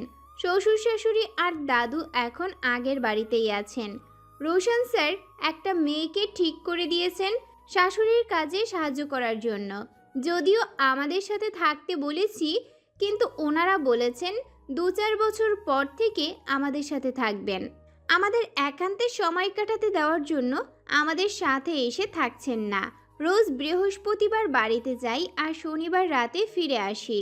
শাশুড়ি মা প্রায়শই তরির কাছে ফোন দেন এখন। তরি কথা বলে না, ফোনটা রিসিভ করে রোহানের কাছে ধরিয়ে দেয়। তরি এখন আর আগের মতো নেই, অনেক চেঞ্জ হয়েছে। এখন আর দেখে বোঝা যায় না যে এটা সেই গ্রামের মেয়ে। আল্লাহ চাইলে সবই সম্ভব হয়। কারোর সাহায্যে তরি খুব অল্প সময় ব্যবসায় অনেক এগিয়ে গিয়েছে। কেউ আড়ালে থেকে ওকে সাহায্য করছে, আর আমি জানি এটা মৃন্ময় ছাড়া আর কেউ না। তরিকে সুন্দর জীবন দিতে মৃন্ময় প্রথম কয়েকবার ওর আম্মুর থেকে অনলাইন বিজনেসের নামে টাকা নিয়ে সব গহনা কিনে নিয়েছে। ওর বাবাকে বলেছে সব বিক্রি হয়েছে। মৃন্ময় অনলাইন বিভিন্ন পেজে তরির গহনা নিয়ে পোস্ট দিয়েছে ফেক আইডি দিয়ে। বিভিন্ন দোকানে দিয়েছে, নিজেদের দোকানে রেখেছে। অনলাইনে বিভিন্ন মাধ্যমে যেভাবেই হোক তরির গহনা বিক্রি করে দিয়েছে। তবে জিনিস সুন্দর হলে, আল্লাহ সহায় হলে তাকে আর পেছনে ফিরে তাকানো লাগে না। তরির গহনা সত্যিই নজর কাড়ার মতো। যে দেখেছে সুলভ মূল্য পেয়ে গিয়েছে। খুব অল্প দিনে তরি বিজনেসে অনেক এগিয়ে গিয়েছে। এখন দুজন মেয়েকে রেখেছে সাহায্যের জন্য। তরির গহনা একটা ব্র্যান্ড হয়ে গিয়েছে। এত পরিমাণ অর্ডার থাকে, ওর নিজস্ব একটা শপের দরকার। কিন্তু তরি যখন জেনেছে এত কিছুর পিছনে মৃন্ময়ের হাত, তরির মৃন্ময়ের প্রতি কোনো অনুভূতি জেগেছে কিনা কেউ জানে না। তবে সিদ্ধান্ত নিয়েছে সে সারা জীবন মৃন্ময়দের দোকানেই গহনা দিবে। তরির জন্য এখন মৃন্ময়ের দোকানে ব্যবসায় অনেক উন্নতি হচ্ছে। এসব কারণেই মৃন্ময়ের বাবার তরির প্রতি আলাদা একটা টান কাজ করে। তরিকে অন্য চোখে দেখেন এখন। ওনার কাছে তরি এখন ভীষণ প্রিয়। কথায় আছে, আল্লাহ যখন দেন এত কিছু দেন, বান্দা নিয়ে পারে না। আজ তরিকে দেখেও তাই মনে হয়। মৃন্ময়ের মতো ছেলের ভালোবাসা, ওর পারিবারিক ভালোবাসা, নিজের ব্যবসায় প্রচুর লাভ, সব মিলিয়ে তরির জীবন অন্য একটা জায়গায় গিয়ে পৌঁছিয়েছে। শুধু মৃন্ময়কে অ্যাকসেপ্ট করলেই জীবনে পূর্ণতা আসতো। এ তো কিছুদিন আগে তরি দাঁড়িয়েছিল রাস্তার পাশে। মৃন্ময় ওখান দিয়ে যাচ্ছিল, তরির দিকে বড় একটা রজনীগন্ধার মালা ছুঁড়ে মেরে বলল, এই যে মায়াবিনী, শাড়ি পরেছেন, খোপা করেছেন, অথচ খোপায় ফুল নেই। ফুল ছাড়া খোপা বড় বেমানান। তরি মালাটা ধরে ড্যাব ড্যাব করে তাকিয়ে বলল, এটা আপনার বউকে দিন, যান। বউকেই তো দিলাম। আমি আপনার বউ কবে থেকে হলাম? অনেক আগেই মনে মনে বিয়ে করে নিয়েছি আমি। এক সন্তানের মা আমি, ভুলে যান কেন? আমিও একটা মাত্র প্রেমিকের প্রেমিক, তোমাকেও সেটা বুঝতে হবে। আমার বোঝার দরকার নেই। আমাকে নিয়ে যা ভাবছেন তা কখনোই পূরণ হবে না, তাই বিয়ে করে নিন। তুমি আমার না হলে আমি ইহকালে যেমন তোমার পিছু ছুটছি, পরকালেও ছুটবো। কাকডাকা ভোরে ঘুম থেকে উঠেই ওয়াশরুমে গেলাম গোসলের জন্য। কেননা আজ সারাদিন বাইরে বিজি থাকা লাগবে। সোয়া অসুস্থ, সোয়াকে ডাক্তারের কাছে নিয়ে যেতে হবে। প্রায় 15 দিন ধরে ওর গা গুলিয়ে আসে, বমি আসে, খাবারে অরুচি, চোখ মুখ শুকিয়ে এসেছে। সেদিন আবার ওর স্টুডেন্টের বাসায় মাথা ঘুরে পড়ে গিয়েছিল। বাসার পাশেই 2টা টিউশনি নিয়েছে ছোঁয়া। যে মেয়ে গাড়িতে চলাচল করত, সে আজ ভালোবেসে সংসার করতে টিউশনিও করায়। তন্ময় বেশ চিন্তিত, ছোঁয়ার কিছু হলো না তো। অথচ আমার মন বলছে ছোঁয়া প্রেগন্যান্ট। কতবার বললাম ইউরিন টেস্ট করা, অথচ সে বলে তাদের ফ্যামিলি প্ল্যানিংয়ের পদ্ধতি গ্রহণ করা আছে, তাই কনসিভের কোনো চান্স নেই। চিন্তা আমারও হচ্ছে, তাহলে কি হলো ছোঁয়ার? গোসল শেষ করে লাল রঙের একটা গাউন সাথে লেগিংস পরে মাথায় টাওয়াল পেঁচিয়ে বেরিয়ে আইলাম। বেরিয়েই দেখি উনি লুঙ্গি পরে গলায় টাওয়াল ঝুলিয়ে দাঁড়িয়ে আছেন। আমার চোখ বড় বড় করে ওনার দিকে তাকালাম। আমার শাড়িতেও এত কুচি পড়ে না, ওনার লুঙ্গিতে যত সুন্দর কুচি পড়েছে। বিয়ের প্রথম দিকে লুঙ্গি পরতেন না, ইদানিং প্রায় বাসায় লুঙ্গি পরেন। অ্যাশ আর সাদা রঙের সংমিশ্রণের লুঙ্গিটা ভীষণ সুন্দর লাগছে। ওনাকে দারুণ সুদর্শন দেখাচ্ছে। আমাকে ড্যাব ড্যাব করে তাকিয়ে থাকতে দেখে ভুরু নাচিয়ে বললেন, কি দেখছো? দেখছি মানুষকে লুঙ্গি পরলেও এত সুন্দর দেখায়। যার বউ এত সুন্দর, তার জামাইকে তো সুন্দর দেখাতে হবে। এই সুযোগে নিজের বউয়ের প্রশংসা করে দিলেন। প্রশংসা তো করতে হবে, লাল টুকটুকি বউ আমার। উনি প্রশংসা করলেই এখনো আমি লজ্জা পাই। আমাকে লজ্জা পেতে দেখে বললেন, এত লজ্জা পাচ্ছ কেন? এমনি। হুম, অন্য কারণ আছে নিশ্চয়। কি কারণ থাকবে? গোসল করেছো কেন? জানেন না ছোঁয়ার কাছে যাব তাই। ওসব তো বাহানা মাত্র। সত্যি করে বলো তো, কাহিনী কি? আবার কি কাহিনী হবে? আমার শরীর কেমন কেমন যেন লাগছে। কেমন কেমন? সত্যি করে বলো তো, আমি ঘুমিয়ে গেলে এই অসহায় ছেলেটার সাথে কি কি করেছো? কি করব আমি? আমি জানি তুমি রোমান্স করেছো, আমার ঘুমের ফায়দা নিয়েছো। ছি, কি সব অসভ্য কথা। কিছু করনি তুমি? মোটেও না। আমি কি অমন মেয়ে নাকি? উনি এগিয়ে এসে আমার 2 হাত চেপে ধরে ঠোঁটে মৃদু হাসি নিয়ে ঘাড়ে ঠোঁট ডুবিয়ে গাঢ় চুমু দিয়ে বললেন, অমর হতে কে নিষেধ করেছে? হ্যাঁ, আমি নিষেধ করেছি? আমি তো চাই তুমি অমর নাও, বরং তার থেকে একটু বেশি হও। উনি মোহনীয় কণ্ঠে প্রেমের উষ্ণতা ছড়িয়ে দিলেন আমার সারা শরীরে, আদুরে স্পর্শ দিতে দিতে বললেন, তুমি যত লজ্জা পাও ততই ভালো লাগে, ততই আদর করতে ইচ্ছে করে। বলেই ওষ্ঠ নিয়ে আমার ওষ্ঠ বরাবর এগিয়ে এলেন। ওনাকে আটকাতে ওনার ঠোঁটে হাত রেখে বললাম, ব্রাশ না করে কিস করতে পারবেন না শ্যামসুন্দর পুরুষ। বলে গাল টিপে হাসলাম। উনি হো হো করে দুষ্ট হেসে বললেন, তোমাকে কিস করবো বলেই ব্রাশ শেষ করে রেডি হয়ে আছে। ওনার নেশাক্ত চোখে তাকিয়ে আছেন। বুঝলাম এই মানুষটাকে আটকানোর সব চেষ্টাই বৃথা যাবে। ঠোঁটে ঠোঁট ডুবিয়ে খানিক সময় নিয়ে কিস করে বললেন, তোমাকে সাত সকালে ভেজা চুলে লাল ড্রেস এত কিউট লাগছে, এত না করে পারলাম না। একটা পুরুষকে এলোমেলো করে দিতে এমন রূপে একবার সামনে আসাটাই যথেষ্ট প্রণয়। তোমার প্রেমের অনন্ত নেশায় পড়েছে, তোমার রূপসাগরও ডুবেছে। ভীষণ লজ্জা পেয়ে ওনাকে ধাক্কা মেরে বললাম, সরুন তো, অশুভ একটা। তন্ময়দের বাসায় পৌঁছিয়ে দেখি ছোঁয়া শুয়ে আছে। তন্ময় ওর মাথায় হাত বুলিয়ে দিচ্ছে। আমি দরজা কড়া নেড়ে বললাম, আসবো? তন্ময় বলল, দ্রুত ছোঁয়ার মাথায় হাত দিয়ে বললাম, ইউরিন টেস্ট করানো উচিত ছিল। ছোঁয়া ক্লান্ত কণ্ঠে বলল, যা ভাবছিস তা নয়, কিন্তু অন্য কিছু হয়েছে। তন্ময় বলল, দেখ, এসব বলে আমাকে ভয় ধরিয়ে দিচ্ছে। অন্য আর কি বা হবে, রেডি হয়ে নে, দেখি ডক্টর কি বলে। তন্ময় ছোঁয়াকে রেডি করিয়ে দিল। একটা অটো ডেকে নিয়ে এলো। অটোতে তন্ময়ের কাঁধে মাথা রেখেছে ছোঁয়া। তন্ময় ওর মাথায় হাত বুলিয়ে যাচ্ছে আর বলছে কিছুই হবে না, আমি আছি না। কিছুক্ষণের মাঝে ডক্টরের কাছে পৌঁছালাম। ডাক্তারের কেবিনে প্রবেশ করলাম তিনজনে। ডাক্তার সাহেব ছোঁয়াকে বললেন, তুমি ম্যারেড? তন্ময় বলল, জি স্যার, আমার ওয়াইফ। ডাক্তার তন্ময়ের দিকে তাকিয়ে বললেন, আপনার স্ত্রী না হয় অসুস্থ, তাই চোখ মুখ শুকিয়ে গিয়েছে, কিন্তু আপনার কি হয়েছে? আপনার চোখ মুখের এই অবস্থা কেন? তন্ময় ঢোক গিলে বলল, ওর কিছু হয়নি তো? হয়েছে তো, মারাত্মক কিছু হয়েছে। কি হয়েছে? আপনার ওয়াইফের থেকে আপনাকে বেশি সিক লাগছে। আপনার মতো অনেক ছেলেকেই দেখেছি, অসুস্থ ওয়াইফকে এনে চিন্তায় সে নিজেই অসুস্থ হয়ে যায়। প্লিজ স্যার বলুন, কি কি হয়েছে? পিরিয়ডে কি অনিয়ম হয়েছে? জানি না তো স্যার। হাজব্যান্ড হয়ে এটা জানেন না? গত মাসে তো ঠিকই ছিল, এই মাসেটা জানি না এখনো। মনে হচ্ছে আর জানা সম্ভবও হবে না। কেন স্যার? আই থিঙ্ক সে মা হতে চলছে। শিওর হতে জাস্ট একটা আলট্রাসাউন্ড দিচ্ছি। তন্ময় কেমন মুগ্ধ চোখে তাকালো ছোঁয়ার দিকে, কিন্তু ছোঁয়ার মুখে মলিনতা। আমার কাঁধে মাথা রেখে ক্লান্ত চোখে তাকালো তন্ময়ের দিকে। ছোঁয়া ক্লান্ত কণ্ঠেই ডাক্তারকে বলল, কিন্তু স্যার, আমরা তো ফ্যামিলি প্ল্যানিং পদ্ধতি গ্রহণ করেছিলাম।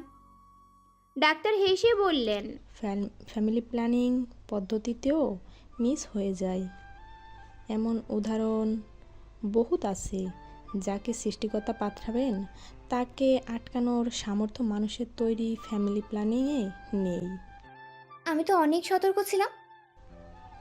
তুমি কি খুশি হওনি? চোখ মুখ এমন দেখাচ্ছে কেন?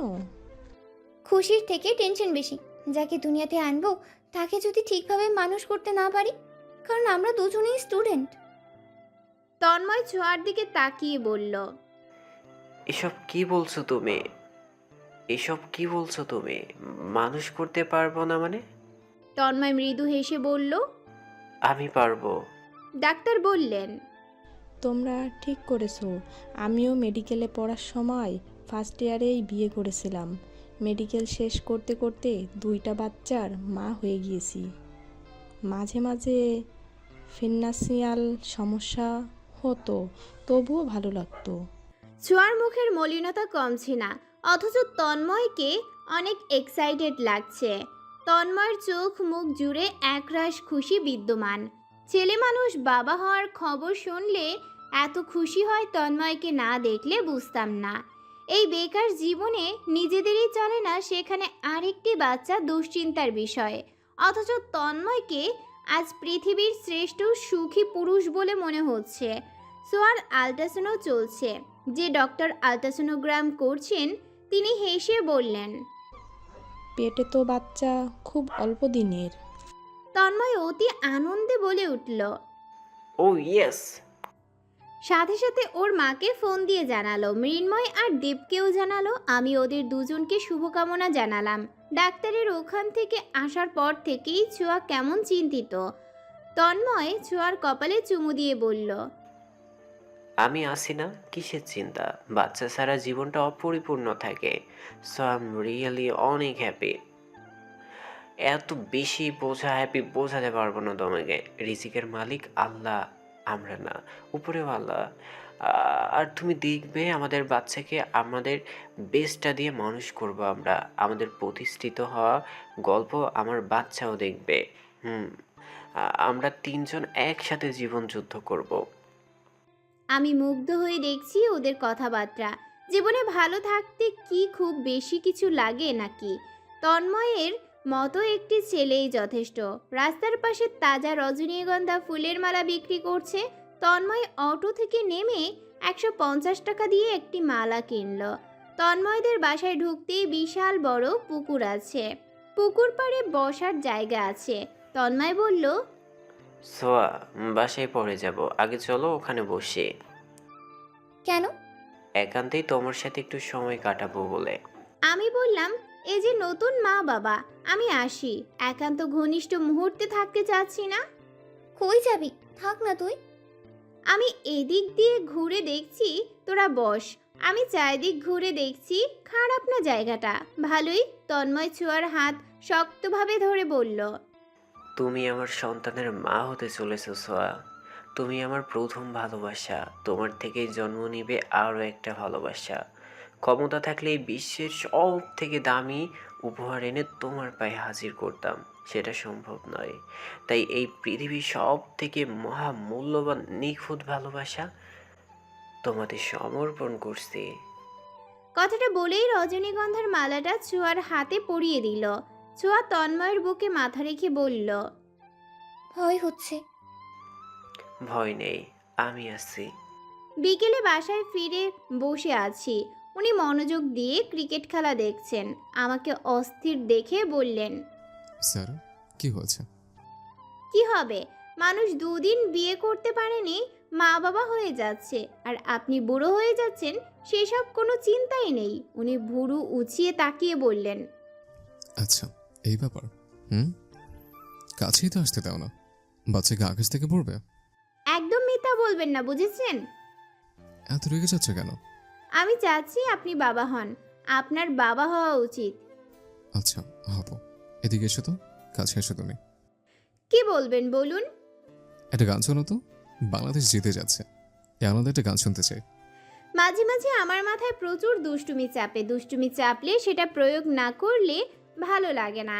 গাল ভরা হাসি হেসে দিয়ে বললাম, ওগো প্রিয়, গান নয়, আমি আপনাকে কবিতা শোনাতে চাই। কবিতা? হুম। আচ্ছা, শোনো।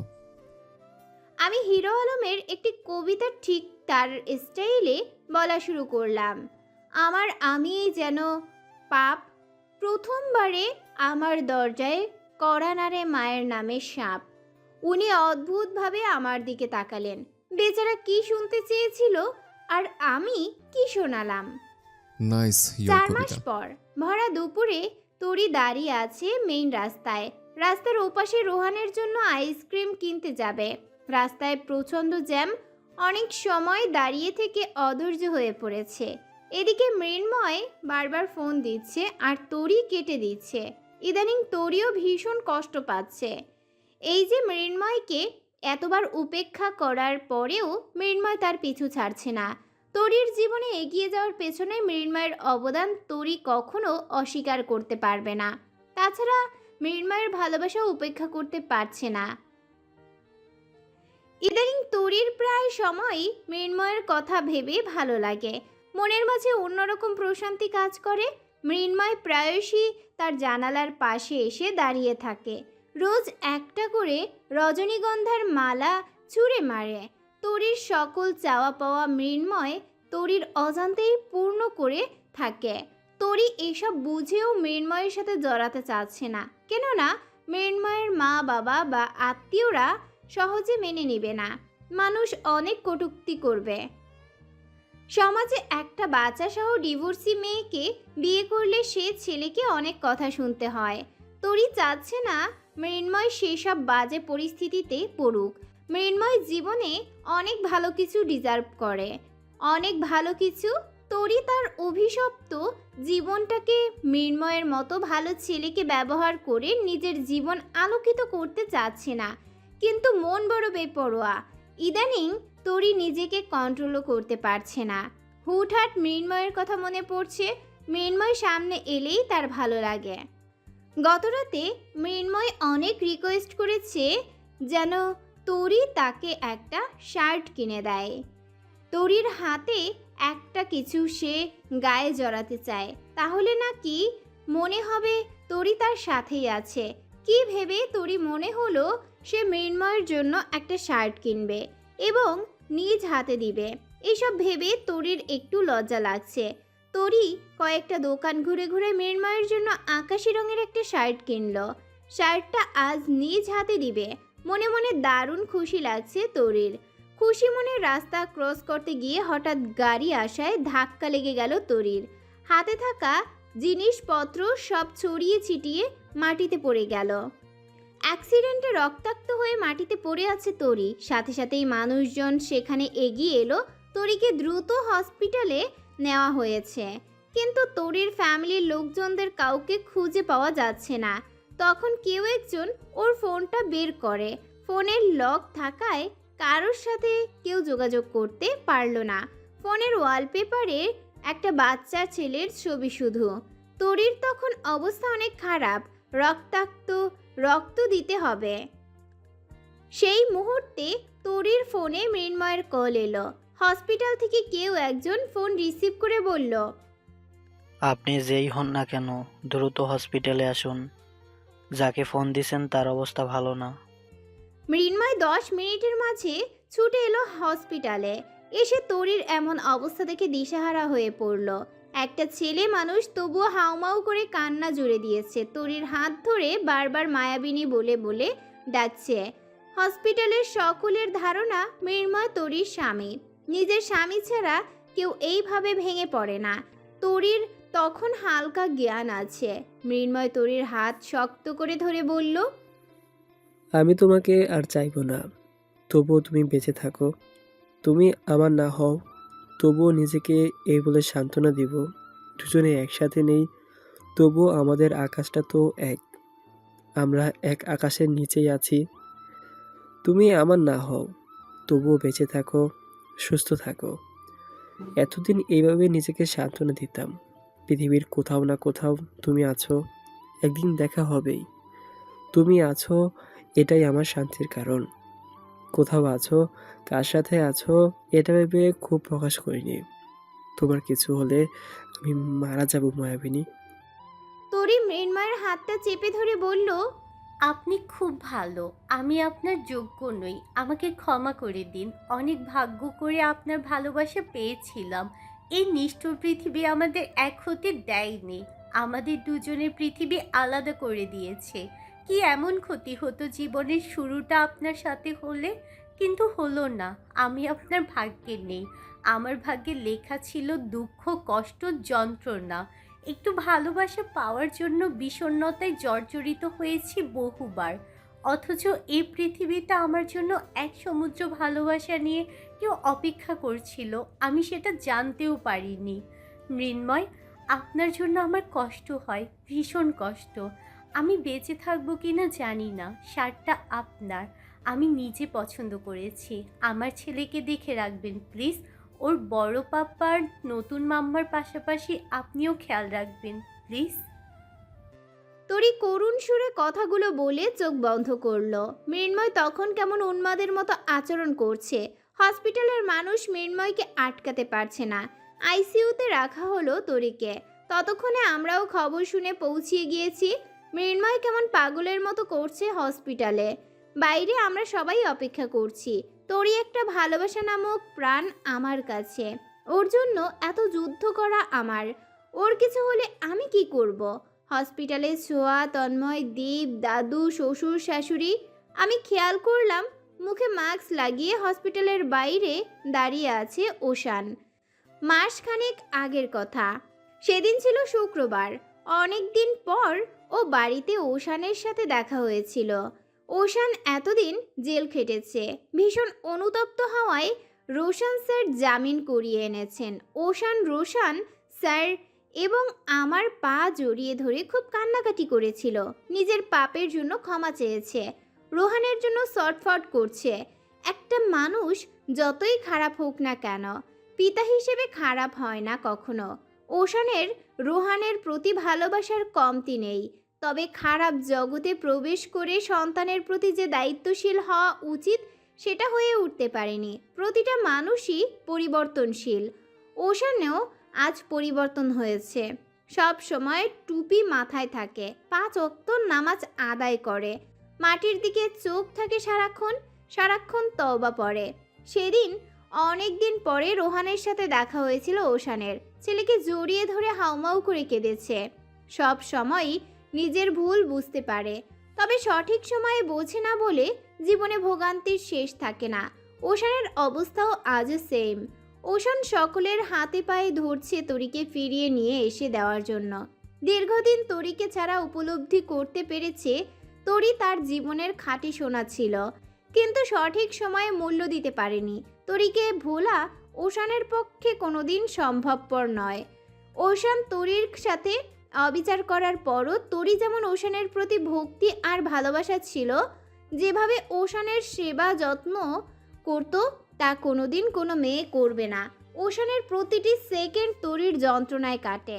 বারবার করে চাইছে যদি আর একটাবার সুযোগ পেত তরির সাথে জীবন কাটানোর, তাহলে তরিকে জীবনের সবটা দিয়ে ভালোবেসে বুঝিয়ে দিত যে সেও ভালোবাসতে জানে। কিন্তু সব কিছু জীবনে দুবার পাওয়া যায় না। থাকতে মূল্য দিতে হয়, না হলে আফসোসের শেষ থাকে না। ওশান অনেকভাবে তরির সাথে যোগাযোগ করতে চেয়েছে, কিন্তু তরি করেনি। তরির জীবনের একটা বাজে চ্যাপ্টার ছিল ওশান। তরি ভুলেও আর ওই ক্লোজ চ্যাপ্টার ওপেন করবে না আমি জানি। আমি ওশানের কাছে এগিয়ে গেলাম। ওশান সাহস পাচ্ছে না ভেতরে আসার, কেননা এখানে কেউ অ্যালাউ করবে না ওশানকে। আমি ওশানের কাছে গিয়ে বললাম, কেন এসেছো এখানে? ওশান 2 চোখ দিয়ে পানি ছেড়ে বলল, প্লিজ সারা, কাউকে বলো না, আমি একটা বার ওর মুখটা দেখতে চাই। তুমি ভুলে গিয়েছো কিভাবে ওর হাত ধরে বাড়ি থেকে বের করে দিয়েছিলে? জীবন থেকে কি ওই বিষাক্ত চ্যাপ্টার কোনোভাবে মোছা যাবে সারা? তোমার কাছে তো অনেক কিছুর সমাধান আছে সারা, পারবে না আমার জীবনের সমাধান করতে? ওশান, তোমাকে কিছু বুঝিয়েছিলাম, তুমি বোঝোনি। আর যাই হোক, এখান থেকে চলে যাও। সারা, আমি ভেতরে ভেতরে যে মানসিক শাস্তি পাচ্ছি তা মৃত্যু যন্ত্রণার থেকেও বেশি। এভাবে বেঁচে থাকা যায় না, আমার তরিকে চাই সারা। জানতাম একদিন তোমার এমন হবে, কিন্তু আজ আর কিছুই করার নেই। তুমি চাইলেও সেটা সম্ভব নয়, কারণ এটা শরিয়ত কর্তৃক সমর্থিত নয়। ও ভালো আছে তো? ওর কিছু হবে না তো? যে মেয়ে জীবনে এত যুদ্ধ সামলিয়েছে, নিশ্চয়ই আল্লাহ তাকে ভালো রাখবেন। ওশানের ওখান থেকে এসে করিডোরে বসলাম। রোশন স্যার রোহানের হাত ধরে দাঁড়িয়ে আছেন। সবাই একটাই অপেক্ষায় আছে, তরি ভালো হবে তো। তরির দেওয়া শার্ট হাতে নিয়ে মৃন্ময় বসে আছে হসপিটালে। কেমন ছন্নছাড়া উন্মাদ লাগছে দেখতে। চুলগুলো এলোমেলো, শার্টের বোতাম খোলা, ওয়ালে হেলান দিয়ে এক হাঁটু ভেঙে হাঁটুর ওপর হাত দিয়ে বসে আছে। 3 দিন মৃন্ময় বাড়িতে যায়নি। সকাল গড়িয়ে দুপুর গড়িয়ে বিকেল হয়ে গেল, অথচ মৃন্ময় উঠছেই না। চোখ দুটো লাল রক্ত জবার মতো হয়ে আছে। রোহান কান্নায় ভেঙে পড়েছে। আমি তরির জন্য মানত করে হসপিটালে প্রবেশ করলাম। মৃন্ময়ের মা বাবা এসেছে হসপিটালে। পিহু তার মা বাবাকে বলে, তোমাদের সাথে আমার কথা আছে। ভাইয়া ছোট্টবেলা থেকে তরি আপুকে পছন্দ করে, পরে আপুর বিয়ে হয়ে যায়, কিন্তু তরি আপু সেখানে ভালো থাকেনি, ডিভোর্স হয়ে যায়। আর এর পেছনে তোরি আপুর দোষ থাকে না। তোরি আপু অনেক ভালো মেয়ে, জীবন যুদ্ধে হেরে গিয়েছে শুধু। ভাইয়া এখনো আপুকে ভালোবাসে। সমাজের অন্য মানুষের মতো তোরি আপু ডিভোর্সি বলে তোমরা আপত্তি করো না, তাহলে ভাইয়াকে হারাতে হবে। তোমাদের ঘরেও একটা মেয়ে আছে, আর যদি আমারও কোনো কারণে ডিভোর্স হয় তাহলে আমাকেও কেউ বিয়ে করতে চাইবে না। বাবা, ভাইয়াকে আমি ভীষণ ভালোবাসি, আমাদের কিছুর অভাব নেই। ভাইয়াকে তোমরা কোনো কিছুর অভাবে রাখোনি, তাই এই অভাবটা রেখো না যে অভাবে মানুষ থেকে মানসিক রোগী হয়ে যাবে। ভাইয়া, টাকা পয়সা ছাড়া মানুষ বাঁচতে পারে, কিন্তু ভালোবাসা ছাড়া কেউ বাঁচতে পারে না। ভাইয়া দীর্ঘদিন মানসিক অসুখে আছে, সুখের অসুখ তাড়া করে বেড়াচ্ছে। তোমরা প্লিজ তোরি আপুকে মেনে নাও। তোরি আপু সুস্থ হলে তোমরা তোরি আপুর কাছে যাবে ভাইয়ার জন্য, আপুকে বোঝাবে ভাইয়াকে বিয়ে করার জন্য। তোরি আপুর আগের শাশুড়ি খুব খারাপ ছিল, মা বাবাও নেই, বোনেরাও কেউ কোনো খোঁজ রাখেনি, ভালোবাসার মতো কেউ নেই। প্লিজ আম্মু, বাবা, তোমরা আমাকে যে ভালোবাসা দিয়েছো সেই ভালোবাসাটা তোরি আপুকেও দিও। তোরি আপুকে বুঝতে দিও না যে সব শাশুড়ি খারাপ হয়। আমার খুব কষ্ট হয় আপুর জন্য, ভাইয়ার জন্য। আমরা হয়তো অনেক ভালো ফ্যামিলি, শিক্ষিতা, সুন্দরী মেয়ে আনতে পারবো, কিন্তু ভাইয়া তাতে সুখী হবে না। ভাইয়ার চোখে তোরি আপুই বিশ্ব সুন্দরী, দ্বিতীয় কোনো নারীকে আর ভালো লাগবে না। তাছাড়া তোরি আপু যে কোনো সুন্দরী আর শিক্ষিতা মেয়ের থেকেও কম নয়। তোরি আপুর মন থেকে ভালোবাসা নামক জিনিস উঠে গিয়েছে। তোমরা আপুর কাছে গিয়ে বোঝাবে জীবনে দ্বিতীয়বার মুভ অন করা যায়, সেটা হয় দারুণ আনন্দের। মৃন্ময়ের বাবা এসে আমার সাথে কথা বলছেন। মৃন্ময়ের মা মৃন্ময়ের পাশে গিয়ে বসলেন। পৃথিবীতে সব মা খারাপ হয় না। মৃন্ময়ের মা চমৎকার একজন মানুষ। ছেলের চোখের পানি মুছিয়ে কপালে চুমু দিয়ে বললেন, কি হয়েছে বাবু, তোমার এই অবস্থা কেন? মৃন্ময় মায়ের বুকে মাথা গুজে হাউমাউ করে কেঁদে উঠল। যে ছেলেটা চঞ্চল ডান পিঠে ভালোবাসার জন্য, সে ছেলেটাও আজ কাঁদছে। মৃন্ময় কাঁদতে কাঁদতে বলল, আম্মু, তোমার পরে আমি যাকে ভালোবেসেছি সেই মেয়েটা মৃত্যুর সাথে পাঞ্জা লড়ছে। আমি ওকে ভীষণ ভালোবাসি। ওর এই খারাপ অবস্থা একদমই নিতে পারছি না, নিঃশ্বাস আটকে আসছে আমার। আমাকে এতদিন কেন বলনি বাবু? আমি আমার বৌমাকে আমার বাড়ি নিয়ে যেতাম, কেন শুধু শুধু কষ্ট পেয়েছো? সন্ধ্যার পরে তরির জ্ঞান ফিরে এসেছে। আইসিইউ থেকে বের করা হয়েছে। তরি রোহানের নাম ধরে ডাকছে। আইসিইউ থেকে বের করে বেডে শিফট করানো হয়েছে। রোহান তরির গলা জড়িয়ে ধরে কাঁদছে। ছেলেকে অজস্র চুমু দিয়ে ভরিয়ে দিল তরি। ছেলে ছাড়া আর কেউ নেই তরির, যার জন্য মানসিক শান্তি আসে। সবাই তরির সাথে কথা বলছে। মৃন্ময় অবাক চোখে তাকিয়ে আছে সবার ভিড়ে। রোশন স্যার বললেন, তরি, এতটা বেকারে তুমি কিভাবে হলে? আমরা সবাই চিন্তায় ছিলাম। আমার জীবনে কয়েকটা চাওয়ার মাঝে একটা ছিল তোমার সুস্থতা। তরির কপালে চুমু দিয়ে বললাম, বেবি আই লাভ ইউ। তরি মৃদু হাসলো। আমি রোশন স্যারকে ফাঁকায় ডেকে নিয়ে বললাম, একটা কথা আছে। কি কথা? মানুষের ভিড় থেকে ফাঁকে আনলে বিশেষ কোনো সংবাদ আছে? হ্যাঁ। কি? মৃন্ময়কে কেমন লাগে? ভালো। আমি তরির বিয়ে দিতে চাই মৃন্ময়ের সাথে। আমি ওই 3 দিন দেখলাম মৃন্ময়ের পাগলামো। দেখুন, মানুষেরটা দেখে শিখুন। মানুষ আপনার মতো না। আমি কেমন? আপনি সারা রাত বাইরে থাকে, ঘরে বউ আছে, কেয়ারই করেন না। কেন বাইরে থাকি জানতে পারবা? কি জানবো? সময় হোক। কবে হবে সময়? তোর এমবিএ শেষ হলে। সে তো এখনো অনেক বছর। কোথাও অনেক বছর? তুমি তো বিবিএ ফাইনাল ইয়ারে, কয়েক মাস পরেই ফাইনাল পরীক্ষা। মোটামুটি 2 বছর ধরতে পারি। আমাদের চতুর্থ বিবাহ বার্ষিকীতে দেব। মানে কি? হ্যাঁ, আমি বুড়ি হয়ে গেলে দিবেন? এমন কি জিনিস যে এত বছর লাগবে? বুড়ি হবে কেন? বিয়ের 2 বছর কেটে গেছে, আর মাত্র কিছুদিন। এই 2 বছর ভাবতে ভাবতে পাগল হয়ে যাব। একে একে সবাই কথা বলা শেষ করে বেড ফাঁকা করলো।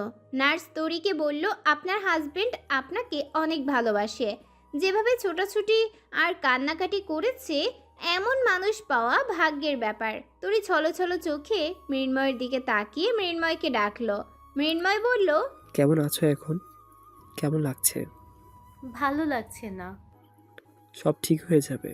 সব কিভাবে ঠিক হবে যদি আপনি এমন করেন? নিজের দিকে তাকিয়ে দেখেছেন কি অবস্থা? দেখার সময় পাইনি। খেয়েছেন? হুম। মিথ্যা বলছেন কেন? তুমি 3 দিন না খেয়ে আইসিইউতে, আর আমি খাবো? কেন খাবেন না বলুন তো? কি আছে আবার মাঝে? কেন এমন করেন? এসব প্রশ্ন করো না। খেয়ে নিন। এখন তুমি না বললেও খাবো। আপনি এখনই বাসায় যান, গিয়ে খেয়ে রেস্ট করুন। আমি কোথাও যাব না। এমন করছেন কেন? যতদিন না আমার আম্মুর বৌমা হবে ততদিন এমন করব। আবার এসব কথা? হুম, এসব কথা। মৃন্ময়ের মা বাবা তরির কাছে এসে বললেন, মা কেমন লাগছে এখন? জি ভালো। তোমাকে আর এবার ছাড়ছি না। আমার ছেলের জন্য তোমাকে নিয়েই যাব এবার। কেউ আটকাতে পারবে না। শ্বশুর আর বৌমা দুজনে মিলে ব্যবসা করবে, আমি আর আমার ছেলে বসে বসে শুধু খাবো। আন্টি এসব কি বলছেন? ঠিকই বলছি, আর কোনো বাহানা নয় মা। আমার একটা মাত্র ছেলে, তাকে আমরা সুখী দেখতে চাই, সাথে তোমাকেও সুখী দেখতে চাই, বুঝলে? তরি মৃন্ময়ের দিকে তাকিয়ে মৃদু হাসল। ভেতর থেকে হয়তো সিগন্যালটা এবার পেয়েই গেল। এভাবে কেটে গেল আরও কিছুদিন। তরি এখন সুস্থ, সবার সব কিছুই যেন সুন্দরভাবে চলছে, কোথাও কোনো ঝামেলা নেই। আমাদের ফাইনাল ইয়ারের পরীক্ষার ডেট দিয়ে দিয়েছে, তবে ছোঁয়ার শারীরিক অবস্থা এখন ভালো নেই। হাই প্রেশার হয়েছে, প্রায়ই খিঁচুনি হচ্ছে, বাচ্চার মুভমেন্ট বন্ধ হয়ে যাচ্ছে। ওশান ইদানিং রেগুলার তরির বাসার আশেপাশে ঘুরঘুর করে, কিন্তু তরি দেখেও না দেখার ভান করে এড়িয়ে যায়। মন থেকে কেউ একবার উঠে গেলে তার জন্য অনুভূতি কাজ করে না। তরির বিষয়টাও আজ সেই রকম। ওশানের শত চেষ্টা বিফলে যাচ্ছে। তরির সমস্ত অনুভূতি জুড়ে আজ মৃন্ময়, কিন্তু এখনও সেটা অপ্রকাশিত। বোধহয় একটু লাজুক প্রকৃতির জন্য কিছুই প্রকাশ করতে পারছে না। এরই মাঝে ছোঁয়ার হঠাৎ পেইন শুরু হয়েছে। এখন তো লেবার পেইন ওঠার কথা নয়, হঠাৎ করে খিঁচুনি শুরু হয়। পেইন উঠে গেল। তন্ময় দ্রুত হসপিটালে নিয়ে গেল ছোঁয়াকে। খবর পেয়ে সেখানে আমরা সবাই ছুটে গেলাম। ছোঁয়ার স্যালাইন চলছে, মা বাচ্চা উভয় বাঁচবে কিনা সন্দেহ।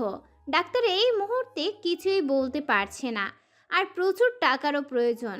তন্ময় ছোঁয়াকে বাঁচাতে নিজের কিডনি দিতেও দুবার ভাবতেছে না। প্রয়োজনে সে কিডনি বিক্রি করে ছোঁয়ার চিকিৎসা করবে, তাও ছোঁয়াকে সুস্থ চাইছে।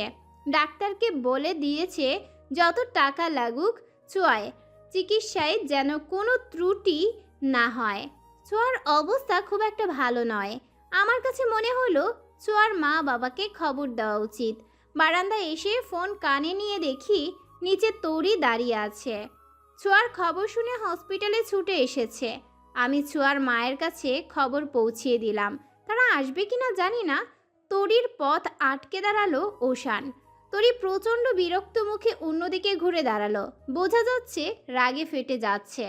ওশান আচমকা তরির পায়ের নিচে বসে পা জড়িয়ে ধরে বলল, আমাকে ক্ষমা করে দাও তরি, প্লিজ তরি, আমাকে একটা সুযোগ দাও তরি, আমাদের বাচ্চার কথা ভেবে আমাকে একটা সুযোগ দাও।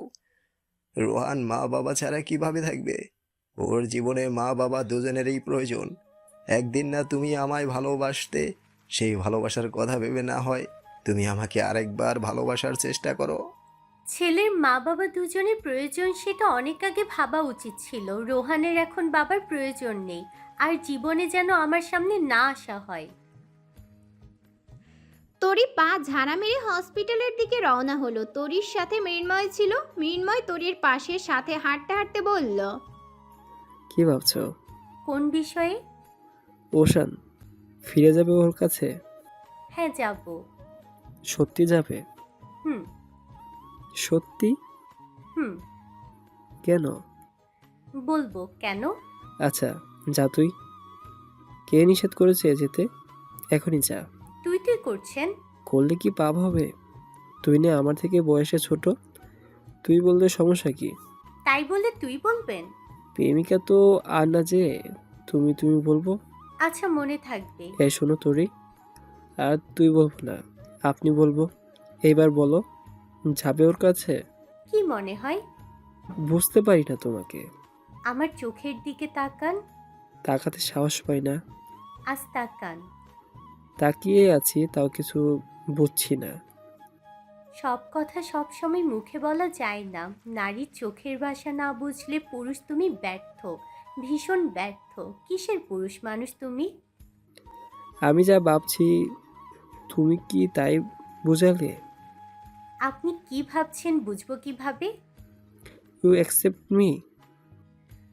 তবুও বোঝে না, গাধা। আবার এত বছর একটা মেয়ের পিছে ঘুরছে।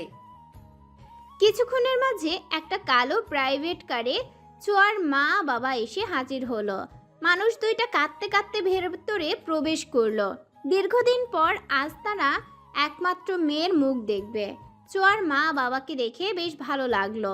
তন্ময় ছোঁয়ার হাত ধরে বসেছিল। ছোঁয়ার মা বাবাকে দেখে হাত ছেড়ে দিল। ছোঁয়া ভাবতেই পারেনি ওর মা বাবা আসবে। কিছু মুহূর্ত থাকে ভীষণ আদরে, ভীষণ ভালোবাসাময়। দীর্ঘদিনের রাগ অভিমান ভুলে একমাত্র মেয়েকে বুকে জড়িয়ে নিল ছোঁয়ার মা বাবা। ছোঁয়া যেন অর্ধেক সুস্থ হয়ে গেল মা বাবাকে পেয়ে। মা বাবা আর মেয়ের অনেক ইমোশনাল মুহূর্ত কাটলো। সন্তানের অসুস্থতায় কোনো মা বাবা রাগ অভিমান করে থাকতে পারে না। ছোঁয়া সেই তখন থেকে বাবার বুকে মুখ গুজে ফুপিয়ে কেঁদে যাচ্ছে। এ যেন দীর্ঘদিনের আকুলতা মা বাবাকে কাছে না পাওয়ার। ছোঁয়ার এই অসুস্থতার পিছনে মেইন কারণই ছিল মা বাবাকে কাছে না পাওয়া। মানুষ বলে না, শুধু ভালোবাসার মানুষ হলেই সুখী হওয়া যায় না। আর সে চিন্তা থেকেই মা বাবাকে রেখে প্রেমিকের হাত ধরে পালিয়ে যায়। এই সিদ্ধান্তটা জীবনের সব থেকে বড় ভুল। মানুষের জীবনের ভালোবাসা, প্রথম ভালোবাসা হলো মা বাবা। সেই প্রথম ভালোবাসার দোয়া না থাকলে দ্বিতীয় ভালোবাসায় পুরোপুরি সুখী হওয়া যায় না, মোটেও যায় না। ছোঁয়া দীর্ঘদিন মানসিক কষ্টে ভুগেছে। বাড়ি ছেড়ে পালিয়ে সুখে থাকলেও মা বাবার ভালোবাসার অসুখ তাকে তাড়া করেছে। আজ যেন মানসিক শান্তি খুঁজে পেল।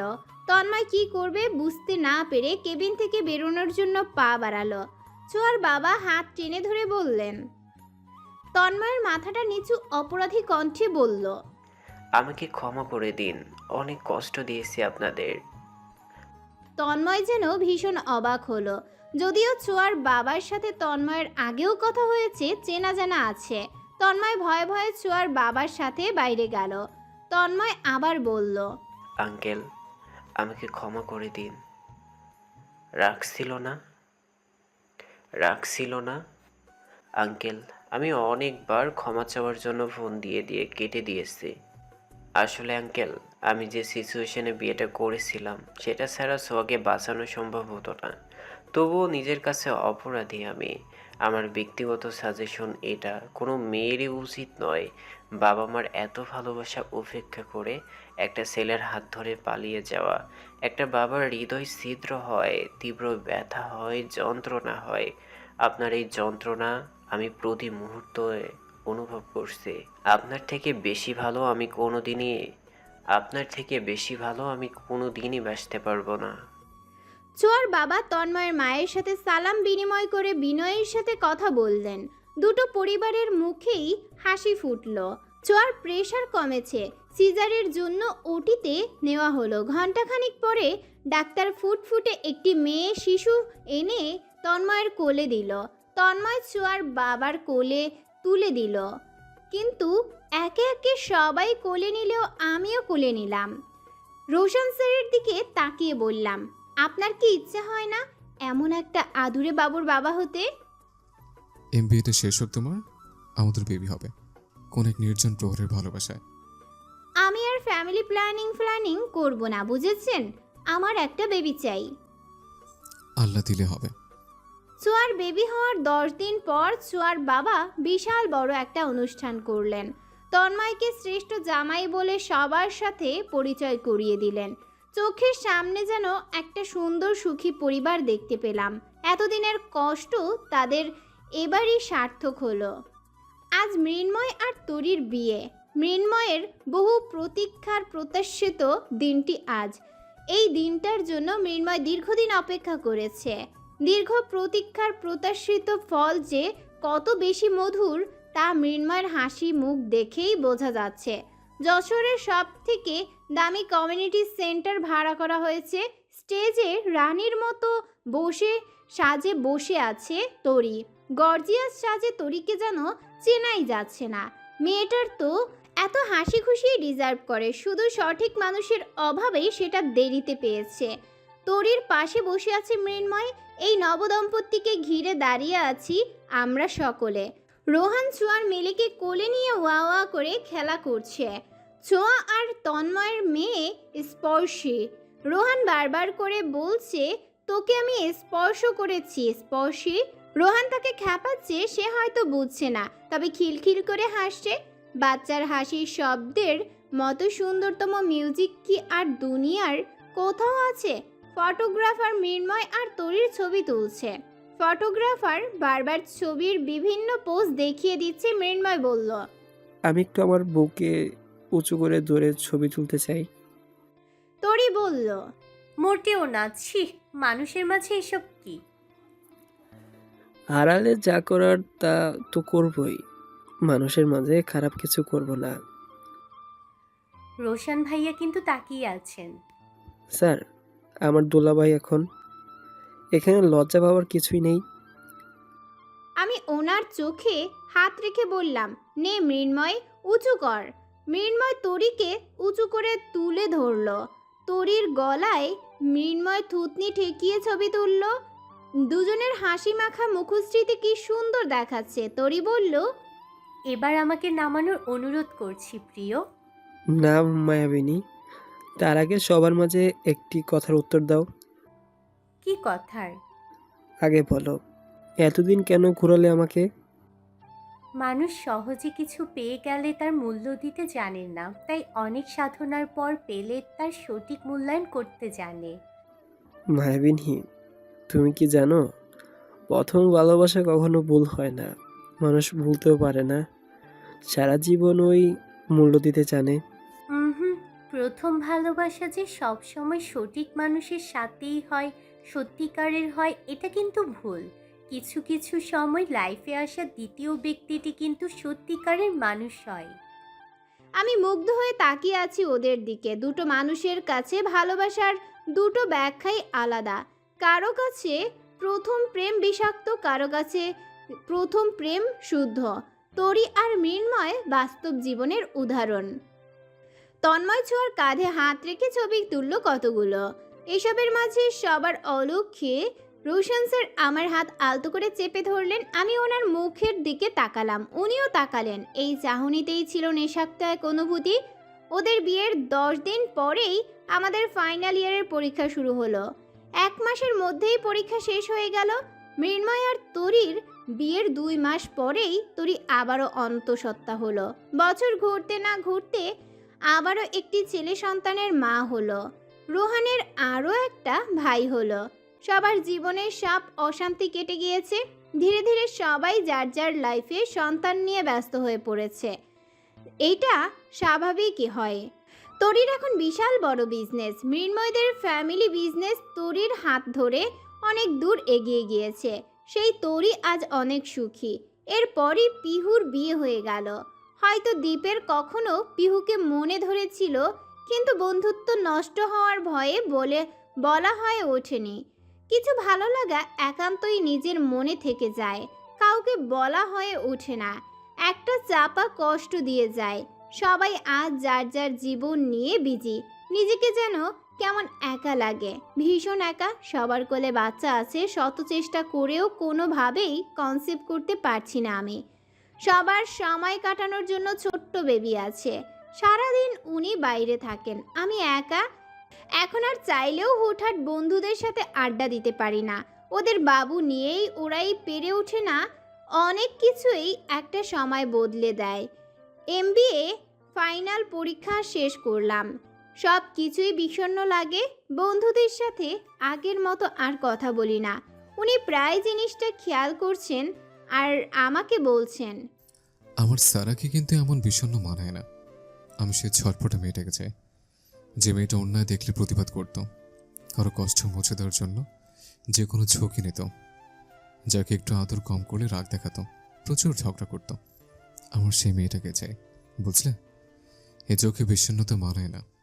এই চোখ অগ্নিরূপেই দারুণ লাগে। এই মুখে মরণতা মানায় না, মানে খিলখিল করে হাসে। এমবিএর রেজাল্টও দিয়ে দিয়েছে, সবাই ভালো রেজাল্ট নিয়েই পাশ করেছি। কথায় আছে, মানুষ পাপ করলে নিজ থেকেই শাস্তি পেয়ে যায়। ভালোবাসার যন্ত্রণা থেকে বড় যন্ত্রণা পৃথিবীতে নেই। ওশান যে যন্ত্রণা পাচ্ছে এর চেয়ে মৃত্যুই শ্রেয়। শাশুড়ি আমাদের বাসায় বেড়াতে এসেছেন, খুব মন খারাপ। যতই হোক মা তো সন্তানের জন্য কষ্ট পাচ্ছেন। আমাকে অনুনয় করে বললেন, তুমি চাইলে কিন্তু পারতে অনেক কিছু ঠিক করতে। আমি দোষ দেব না তোমার, তবুও ওষা তো নিজের ভুল বুঝেছে। তোরির জন্য ছেলেটা শেষ হয়ে যাচ্ছে। একবার সুযোগ দিলে মনে হয় ভুল শুধরাতে পারত। আমি কিছুই বললাম না। এসব নিয়ে কিছুই বলার নেই। উনি বিগত 15 দিন ভীষণ ব্যস্ত আছেন। মাত্র 4 রাত বাসায় এসেছেন, তাছাড়া দিনরাত বাসায়ও আসেন না। সেদিন সকালেই ইউরিন টেস্টের পর থেকে ওই যে উনি বললেন, আমি কিছুদিন বেঁচে থাকবো। সেই ব্যস্ততা আর শেষ হলো না। শরীরটা কেমন পুড়ে যাচ্ছে জ্বরে। সন্ধ্যায় একরাশ মন খারাপ নিয়ে দাঁড়িয়ে আছি ব্যালকনিতে। বিগত 1 বছরে প্রতি মাসে ইউরিন টেস্টের কোনো ফলাফল পজিটিভ আসেনি। এর জন্য দিন দিন কেমন একাকিত্ব অনুভব করছি আমি। কিছুই ভালো লাগে না। উনি প্রায় রাত করে বাসায় ফেরেন। আমার বেবি হয় না বলে কি আমায় কেয়ার করেন না? আমায় কি উনি আর ভালোবাসেন না? বেবি না হওয়ার জন্য কি উনি বিরক্ত? এইসবই কি আমার ব্যর্থতা? ভীষণ কষ্ট হচ্ছে। ওনাকে 7 দিন দেখিনি। আজ সকালে কথা হয়েছিল, আর হয়নি। ফোন দিলেও রিসিভ করেননি। কেমন যেন মনে হচ্ছে এখনই প্রাণটা বেরিয়ে যাবে। সব ঝাপসা হয়ে আসছে। আমাদের কি আর দেখা হবে না শ্যামসুন্দর পুরুষ? আমি কি আপনার বুকে মাথা গুজে মরতেও পারবো না? এলোমেলো চুল, লাল টকটকে চোখ, জ্বরের মাত্রা ক্রমশ তীব্র হচ্ছে। চোখে সব ঝাপসা দেখতে দেখতে ব্যালকনিতেই পড়ে রইলাম। কানে ভেসে আসছে ফোনের টুংটাং শব্দ, কিন্তু চোখ খোলার মতো শক্তি পাচ্ছি না। প্রায় 2 ঘন্টা ধরে ফোন বেজে চলেছে। আমি প্রায় অচেতন হয়েই পড়ে আছি। এরই মাঝে হঠাৎ 2টো পুরুষালী হাত আমাকে পাজা কোলে তুলে নিয়ে বিছানায় শুইয়ে দিয়ে গালে আর কপালে হাত স্পর্শ করে আমাকে ডাকলো, সারা, এই সারা, ঘুমিয়ে গিয়েছ? উফ, এত জ্বর তোমার? শ্যামসুন্দর পুরুষ ছাড়া এত ব্যাকুল হয়ে কে আমাকে ডাকবে? তার কণ্ঠ কানে স্পষ্ট ভেসে আসছে, তবুও চোখ খোলার বিন্দু মাত্র শক্তি পেলাম না। মানুষটা বারবার আমার গলা, কপাল, গালে হাত স্পর্শ করছে আর কেমন অস্থির হয়ে উঠছে। এত অবহেলার পরে এত অস্থিরতা কেন শ্যামসুন্দর পুরুষ? আমার জন্য আপনার এখনো কষ্ট হয়? একবার তো ফিরেও তাকান না আপনি। এইসব ভাবতে ভাবতে হঠাৎ ওনার ঠান্ডা শীতল ওষ্ঠ স্পর্শ করলো আমার কপালে, নেমে এলো। ক্রমাগত সেই স্পর্শ পেয়েই যাচ্ছি। ওনার এই স্পর্শ আমাকে শক্তি জোগালো। ভালোবাসার পাওয়ার এত বেশি হয়? আমার সব অসুস্থতা যেন নিমিষেই কমে গেল। শরীরের দুর্বলতা থেকে গেলেও মনের দুর্বলতা যেন কেটে গেল। মনের শক্তিই বড় শক্তি। মন সুস্থ থাকলে সবই সুস্থ থাকে। আমার এই অসুখের কারণ তার অবহেলা। সে কি বোঝে না? তার না থাকা আমাকে ভেঙে দেয়, দুমড়ে মুচড়ে দেয়, শক্তিহীন করে দেয়। আমার এই অসুস্থতার কারণ সে নিজেই। তার সামান্য একটু স্পর্শ পিপাসিত হৃদয়কে শীতল করে তুলল। আস্তে করে চোখ খুললাম, আমার দিকে তাকিয়ে বললেন, এখনই ডাক্তার কাছে নিতে হবে। এত জ্বর কখন এলো? বলেই উনি ফোন হাতে নিতে গেলেন। আমি হাত টেনে ধরে ক্লান্ত কণ্ঠে বললাম, নিতে হবে না কোথাও, একটু পাশে বসুন, আমার খুব কষ্ট হচ্ছে। উনি ব্যাকুল হয়ে বললেন, কোথায় কষ্ট হচ্ছে তোমার? বলেই কপালে হাত ছোঁয়ালেন। শরীরে নয়, হৃদয়ের ঠিক সেইখানে যেখানে রোশান সিদ্দিকী নামক হার্টবিট এর বসবাস। যেখানে আমি আছি সেখানে তো কষ্ট হবার কথা নয়। তাও তো হচ্ছে তীব্র কষ্ট। কেন দিচ্ছেন আমাকে কষ্ট? তাহলে কি কষ্টের কারণ আমি, সারা? হ্যাঁ আপনি। আমার সুখ যেমন আপনি, দুঃখ আপনি। আমি কষ্ট দিয়েছি তোমাকে? হ্যাঁ হ্যাঁ দিয়েছেন। আমাকে অবহেলা করেন আপনি, কষ্ট দেন। আমার যে বেবি হয় না এই জন্য আপনি আমাকে অবহেলা করেন, এটা কি আমার দোষ? তোমার বেবি হয় না মানে? এসব কে বলে তোমাকে? আর আমি তোমাকে অবহেলা করে? লাস্ট 15 দিন আপনি ঠিকভাবে বাসায় আসেননি কেন? আমার ফোন ধরেননি ঠিকভাবে। আমার কত কষ্ট হয়েছে জানেন? আমার মনে হয় মরে যাব। উনি আমার অশ্রু সজল চোখের দিকে তাকিয়ে চোখের পাতায় চুমু দিয়ে বললেন, তোমার চোখের অনন্ত মায়া আমি ডুবেছি সারা, অথচ অনন্ত সুখ এনে দিতে পারিনি। কেন যেন মনে হয় আমি ব্যর্থ, ভীষণ ব্যর্থ। আমি তোমাকে বোঝাতে পারিনি তুমি আমার কি, তোমাকে আমি কত বেশি ভালোবাসি। যদি বোঝাতে পারতাম তোমার কি এত কষ্ট হতো? এই যে বেবি হয় না, সেজন্য কেন তুমি তোমাকে দায়ী করছো? তুমি কি বলছো না একটা বেবি আমাদের ভালোবাসে বাধা হতে পারে? আমার কাছে তুমি মানেই সব পূর্ণতা, আমার কাছে তুমি মানেই সব। অথচ তোমাকে বোঝাতে আমি ব্যর্থ। সে ব্যর্থতাকে সফলতায় পরিণত করার সময় এসছে। কেন যেন তোমাকে দেখে মনে হয় তুমি ক্লান্ত, ভীষণ ক্লান্ত। সেই শুরু থেকে তুমি পরিশ্রম করে যাচ্ছ, কারো না কারোর জন্য সবসময় ব্যস্ত থেকেছ। সে সাথে আমিও থেকেছি। কখনো দুজন দুজনকে সেভাবে সময় দিতে পারিনি। আমিও খুব ক্লান্ত। কেন জানি না এখন আর মানুষের কোলাহল ভালো লাগে না। নিরিবিলি থাকতে ইচ্ছে করে, একান্তে তোমার সাথে সময় কাটাতে ইচ্ছে করে, কোন এক নির্জনে, যে নির্জনে আমাদের প্রহর নামবে ভালোবাসা হয়। প্রতিটা প্রহরে কোনো দ্বিধা ছাড়ে তোমাকে ভালোবাসতে পারবো। আমার আর টাকা পয়সা লাগবে না, যতটুকু আছে এনাফ। সব ছেড়ে ছড়ে চলে যাব আমাদের স্বপ্নের শহরে। যাবে আমার সাথে কোন এক নির্জন প্রহরে, যেখানে থাকবে আমাদের ছোট্ট একটা ঘর, সুন্দর একটা পদ্ম ফুটা জলাশয়, একটা লাল রঙা কৃষ্ণচূড়া গাছ, 12 মাসে শিউলি তলা ফুলে ফুলে বিছিয়ে থাকবে। তুমি খিলখিল করে হাসবে সেখানে, তোমার হাসিতে মুগ্ধ হয়ে প্রকৃতি মুগ্ধ হবে। সত্যি আমি বড্ড ক্লান্ত, ভীষণ ক্লান্ত। এই কোলাহলের শহর ছেড়ে আমাকে নিয়ে যাবেন? একটা দিন একটা প্রহর অন্তত নিরিবিলি আপনার বুকে মাথা রেখে বাঁচতে চাই। উনি আরও একটু শক্ত করে আমাকে জড়িয়ে ধরে বললেন, হ্যাপি 4th ম্যারেজ অ্যানিভার্সারি মাই লাভ। আজ এই সারপ্রাইজ দেওয়ার দিন, যে সারপ্রাইজের জন্য এতদিন বিজি ছিলাম, আর তুমি ভেবেছ আমি অবহেলা করছি। ডাক্তার দেখিয়ে উনি আমাকে নিয়ে একটা রিকশায় উঠলেন। জ্বরে শরীর পুড়ে যাচ্ছে। জড়সড় হয়ে ওনার বুকে মাথা গুজে রইলাম। চাঁদনি রাত, হিম বাতাস, নিরিবিলি রাস্তায় চলছে রিকশা। জ্বরে অচেতন করে নিয়ে আসছে। রিকশাটা গিয়ে থামলো শহর থেকে অনেকটা দূরে, যেখানে কোনো লোকালয় নেই। মাঠের মাঝে এক টুকরো জমিতে লাল নীল আলো জ্বলছে। রিকশাটা থামতেই সেদিকে আমার চোখ গেল। আমার পরনে সাদা জর্জেট একটা শাড়ি, আসার সময় উনিই পরিয়ে নিয়ে এসেছেন। উনি আমাকে ধরে হাঁটছেন। গোলাপের পাপড়ি বিছানো সরু একটা রাস্তা। আস্তে করে পা ফেলছি আমি। রাস্তার দুই পাশে বেলুন আর ফুল দিয়ে সজ্জিত।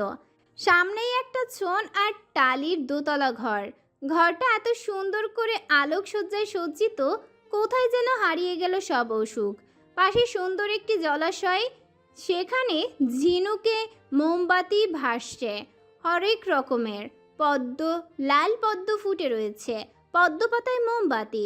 জলাশয়ে বিভিন্ন রঙের রঙিন মাছ। জলাশয়ের পাড়ে লাল রঙা কৃষ্ণচূড়া গাছ।